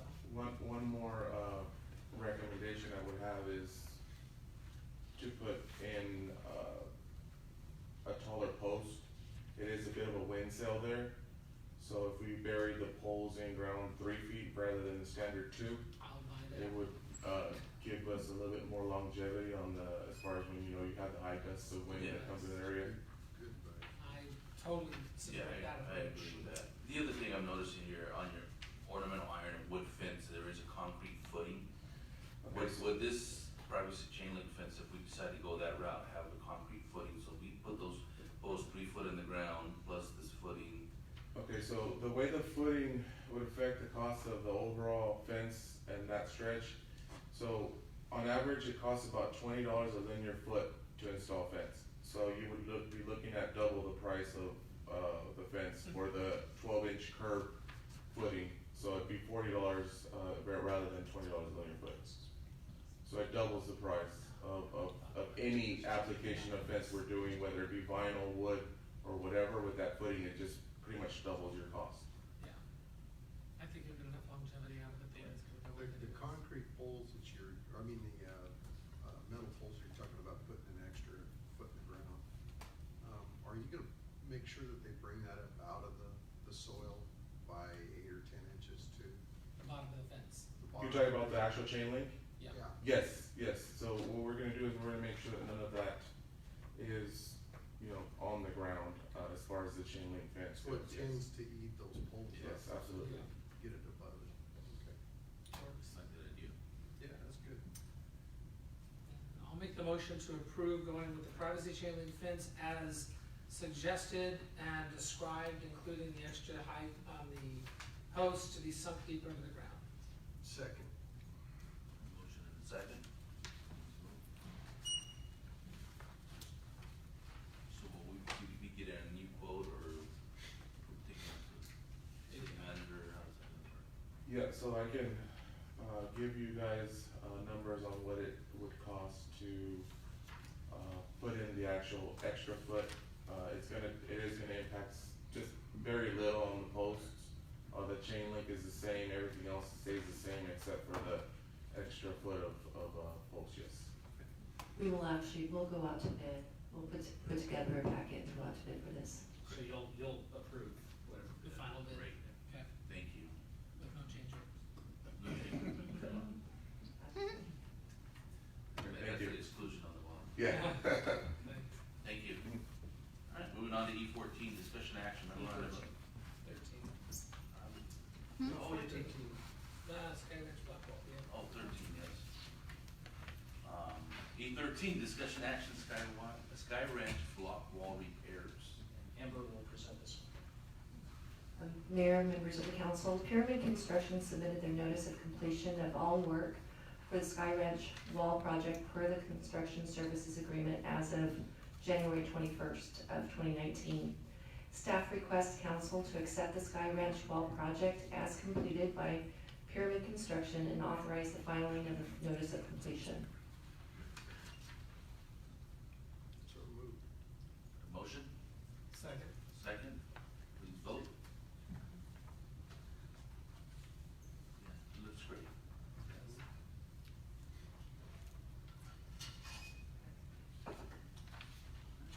Motion passed. Now, moving on to E14. And Mr. Mayor, I have this one, we've discussed this a little bit. This is the MOU that had been discussed. City of Imperial has completed the meet and confer obligation with the Teamsters. As such, we've reached an understanding. We asked the council to consider adoption of Article 5, Section 9 and 10 into the Memorandum of Understanding between the Teamsters and City of Imperial. This refers to specifically bilingual pay and the education pay. We do ask that in a motion, if you decide to adopt this, that you include in the list of positions, we omitted accidentally the accounting tech position, which should be in there as well on the bilingual thing. So we would ask that the council add that particular position as a qualifying position.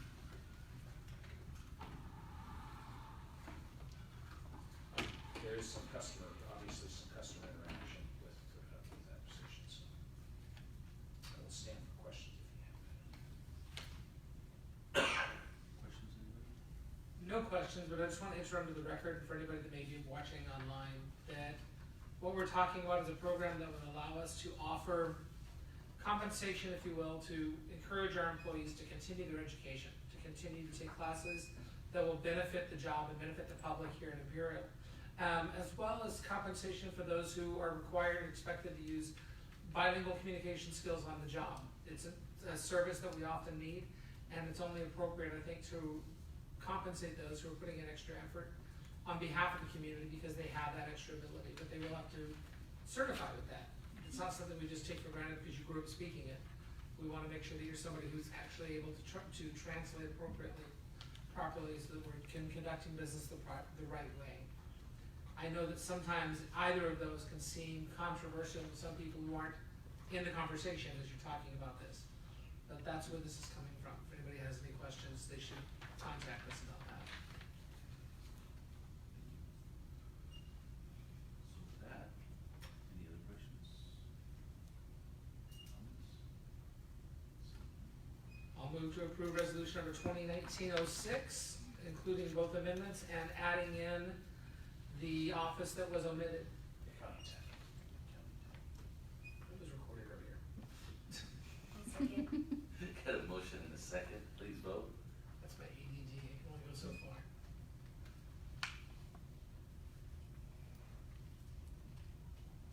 Motion passed.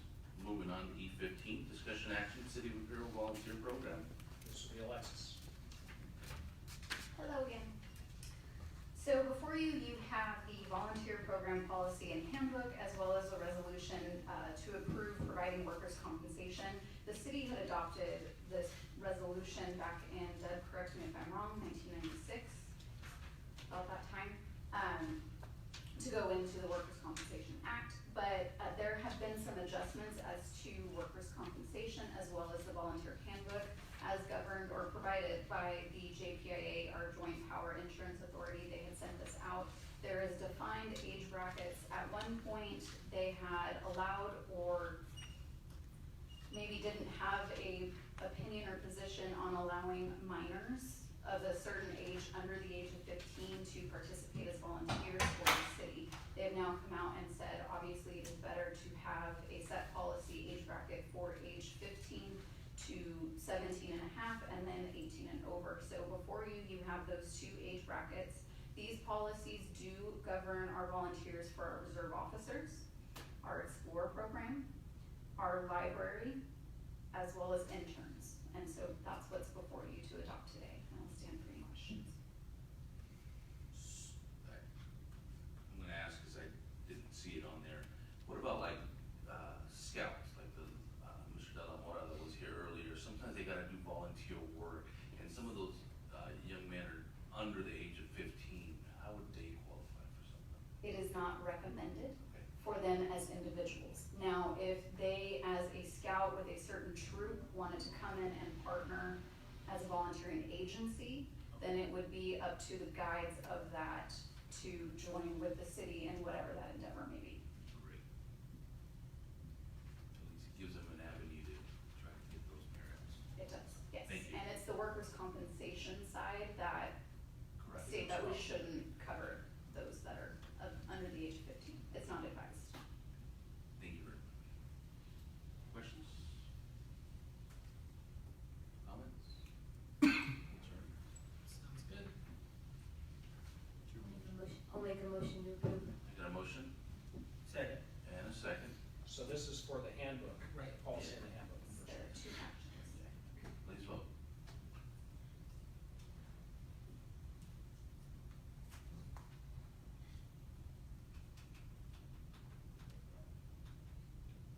Motion passed.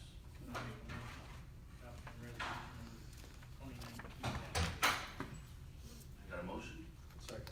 and a second. Please vote.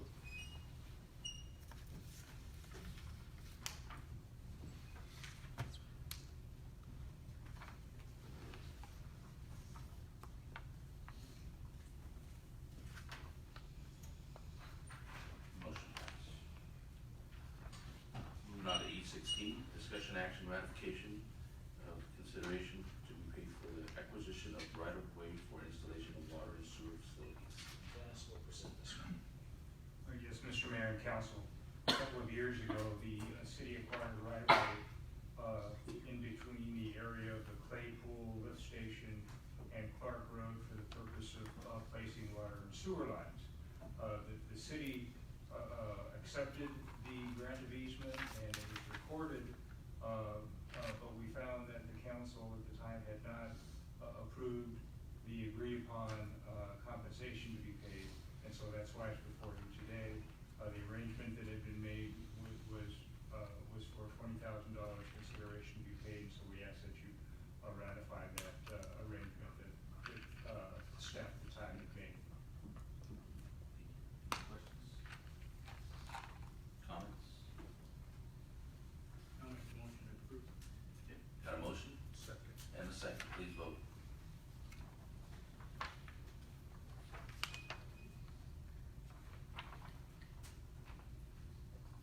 Motion passed. Moving on to E17, discussion action, Highway 86 reconstruction project. And Alexis will present this one. Please state your name and address for the record. Alexis Kopnick, if you can spell it, I'll give you extra points. Jalupnik. So Mayor and Council, before you for the Highway 86 project, the City of Imperial is planning on participating in the Department of Transportation's BUILD grant program. If you were familiar with the Tiger grant program, we did not qualify. You had to have a population of over 60,000. There was a fast lane component that allowed for rural communities. However, it was highly, highly competitive, usually between 5 and 9, depending on the amount size of awards were given out each year. Under President Trump's administration, he combined those for the BUILD program and also earmarked that 60% of the amount, or the monies awarded into that budgetary line would have to go to rural communities. Over the last 2 rounds, you've had quite a bit of rural communities, a couple in California, Midwest areas, whatnot, have been awarded in this program. So this program, although it has not come out for the notice of funding availability, they have stated that they'll be coming out in the spring, and in anticipation of that, we are asking that you approve the allocation of $175,000 from the already budgeted CIP line items for us to use that as a funding match into our BUILD program grant. The funds are going to be used for the design component and engineering of the project. We'll have a shelf ready to go project and be able to participate in the program once it comes out, because it is a very short window. I'll move to authorize the extension of capital improvement funds in the amount of $175,000. Second. Okay, got a motion and a second, please vote.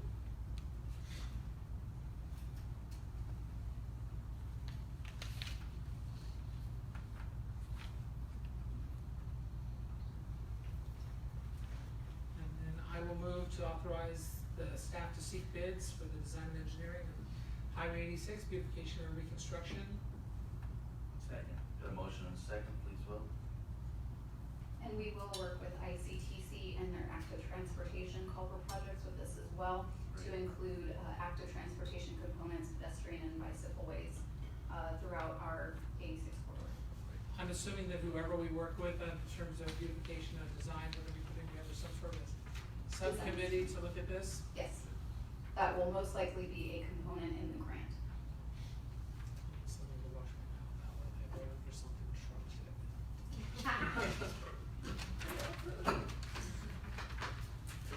Yeah, well, even a broken arm is right twice a day.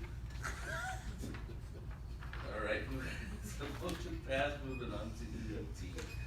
Discussion, action, consideration to change recreation specialist position from part-time to full-time. Amber, I'm gonna let her present this one. Mr. Mayor, Council, the Community Services Department currently has 2 positions that are allocated for the Recreation Division. Those positions are a full-time recreation coordinator, which will be vacant within the next couple of weeks, and then one part-time recreation specialist. With the volume that comes through our, the Recreation Division serves as the face of community services. We provide all the customer service, the information to the public, rentals of the facilities, planning the events, planning programs. So with all of these tasks that we have in the department, we are asking to move the part-time position to a full-time position. This would be a Teamsters position, and it would be non-exempt, and I can stand for questions. I think it's a good move. I would, we talked about this in closed session and the effect it would have because we were looking at the financial impact. I think it's a good move for you. I hope you find it beneficial. It works for you. Okay, great. I make the motion to approve. Got a motion Second. and a second, please vote.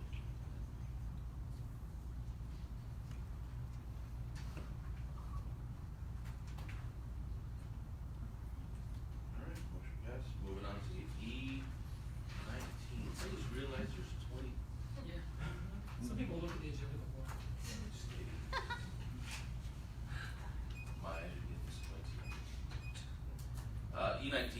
Discussion action, utility billing software. Alex will present this one. Yes, Mayor, council member, before you is the invoice received from Harris Computer for the service agreement for 2018-2019 for our utility software. So we included in our budget around, or the amount of $15,994. So the other part will come from our savings on the IT department. I'll be honest, most of that's coming out of my yard. To be honest, for my colleague. My water bill's covering a good chunk of that, you're fine. You know what I like about this invoice? Ain't not one change order on here. That's right. Well, Yeah. there's another. Oh, It's you early. had to ruin it. But, that's great. But if you have any question or more. I'll make the motion to approve. Got a motion and second, please vote. Thanks.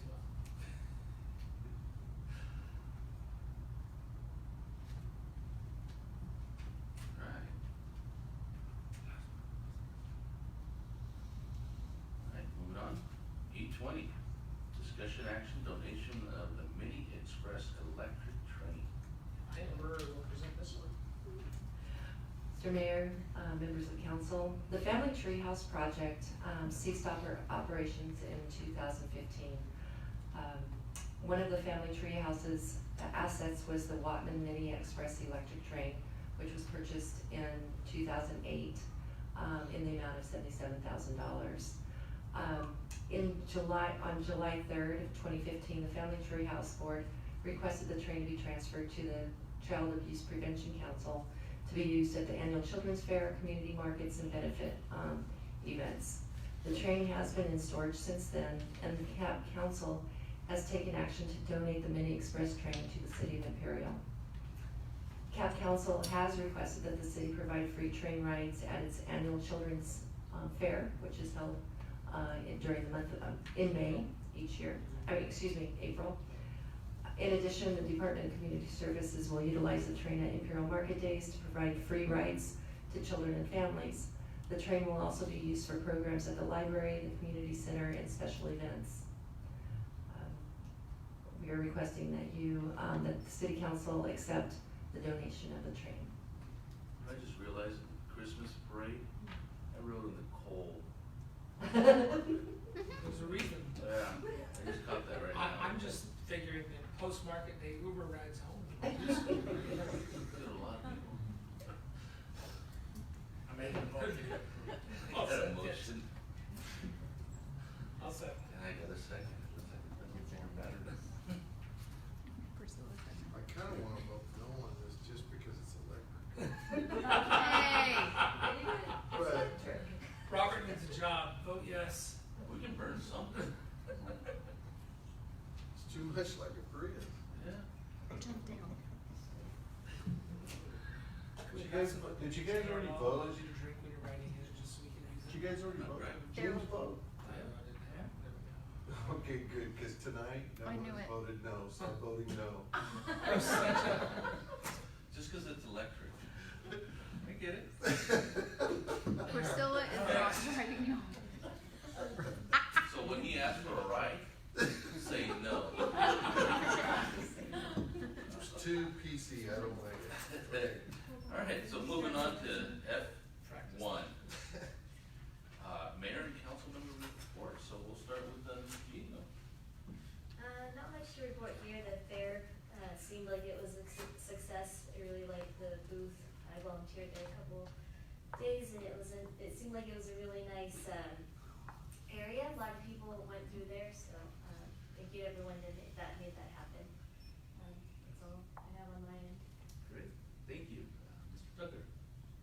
The fair went good. Volunteered, did my time. The crowd starts coming at 5.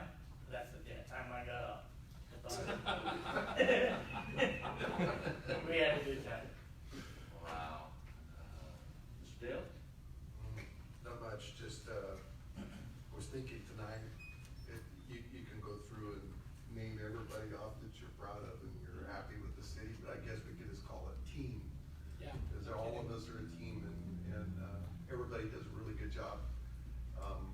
more so than not, I seen it the other night, which is just how everybody works together, gets things done in a positive way, so. That was a lot of fun the other night. Food's always good, the atmosphere is always good, so. I don't have anything else, thank you. Mr. Beckle? Well, I'm gonna echo first, the fair was a lot of fun. I was there every day. Not in the booth every day, but I was there every day. I wanna go on the record and apologize to staff for causing you to have to rush and be there and put in extra hours at the fair, but you know what? I was so proud to see our booth there. It was nice to see our representation there. I really look forward to seeing it there again next year. Hopefully now, though, more in the main part of the hall. I think we need to be that big visible presence. Market, and I really appreciated all the staff that put in the overtime in setting it up and in also serving and manning there. That was awesome. And it looked great. It really did. And Market Days was wonderful. Had a great time. I've enjoyed them all year. I will now go on the record and say, okay, I was the one that first brought up staying open an extra hour. I was wrong. Although this month, actually, people stayed. The last one, people stayed till 10. But the weather was better, and the music was great, and so there was a reason why. Yes. But I think we do need to look back at rolling that back to 9 o'clock again. Only because the vendors are taking such a hit from 9 to 10, and I'm hearing from them. And so I want to be respectful of that. I appreciated all the effort that went into trying to, accommodate that request and that test drive. But I can certainly see, so that's something that we can look back again at and ask staff to take another look at for next year. Oh, stop it. You're usually gone by 9 anyways. Yeah, I know. So, well, we can keep the music for an extra hour and It just was let the everybody weather. else leave. It was the weather. The weather this year has been tough. Yeah. It really has been tough. But, and you could see the difference it made last week. That was awesome. But I again appreciate all the extra work. Like he said, team. It's so impressive. And just being here. It's 9:30. Thanks guys for staying late, especially those of you that had to sit here all this time and not had anything to say. I know I hate going through that at my own school district board meetings. But thank you guys for being here. Appreciate it. It's not my fault. I don't punish you tonight. But thanks for being here anyway. All right, so I guess it's my turn. Once again, the fair, great. Thank you guys for being there. The booth was great. I did my time. I was also glad to see our police officers there. Thank you for cruising around. It was great. I know fire was there for different reasons, but thank you guys also for being there. Market Days was real cool. I got to wear a Dr. Seuss hat that, because I wasn't gonna wear a wrinkled shirt. But, it was fun, great time, great crowds. With that, echoing what everybody's saying, our city comes together, our staff comes together for everything, no matter what happens. We were looking at Market Days when the lights went out. Just all the staff that came together to turn on those lights just because, I don't know what happened. It's great to see that. We appreciate it, I know the residents appreciate it, and so, thank you very much with that. The other thing I do gotta say, and this goes out to everybody, not just to the staff here within the city of Imperial, it goes out to everybody in the county, everybody that puts their time in, within public safety.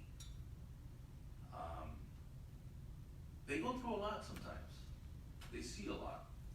So, and I'm echoing some of the things that have happened here.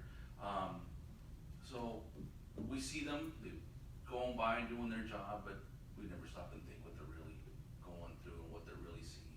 So sometimes taking that time to stop and say thank you to our first responders, whether it's fire, police, medical, our public works, or everybody that's out there. So I just want to say thank you for the hard work that you guys all do to take care of our community. So thank you very much for that. I'll end with that one. Mr. Morita, anything? Nothing, Mr. Mayor. All right. Well done. Nothing to add. Debbie? Nothing tonight. Glad to see you up here. Glad to see you up here. Different, huh? Long days, huh? Alex? Nothing. None? Nothing None. bad.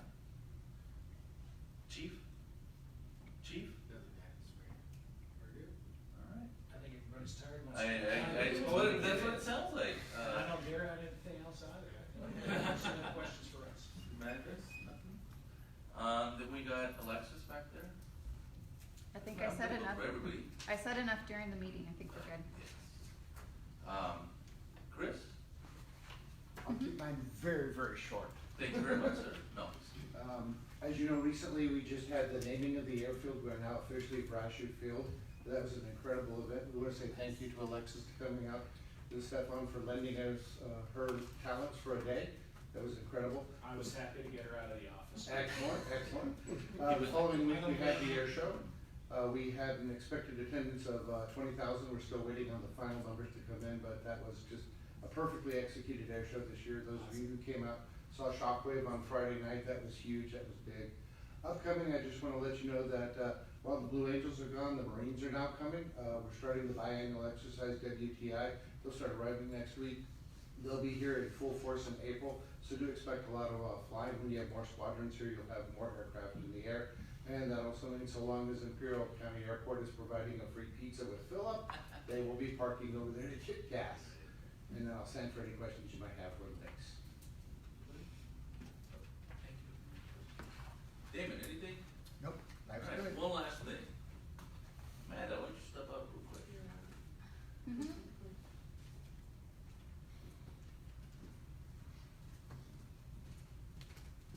I want to say thank you for the time you spent here with Imperial. I know you're going on to bigger and better things, but you know what?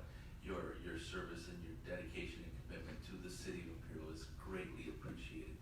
We can see what you guys do with all these community events, with you know, even when I came in the summer to look at the programs that you're putting on, it's great. We can see the dedication that there is, how much time you guys put into it. So, for myself, thank you.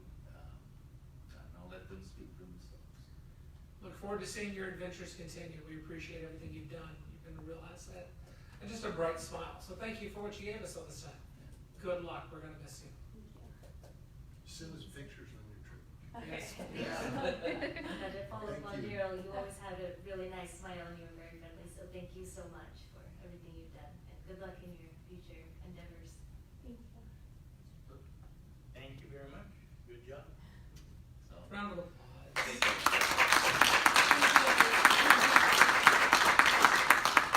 All right, so with that, let me go through my list. No, I'm just kidding. I'll adjourn this meeting.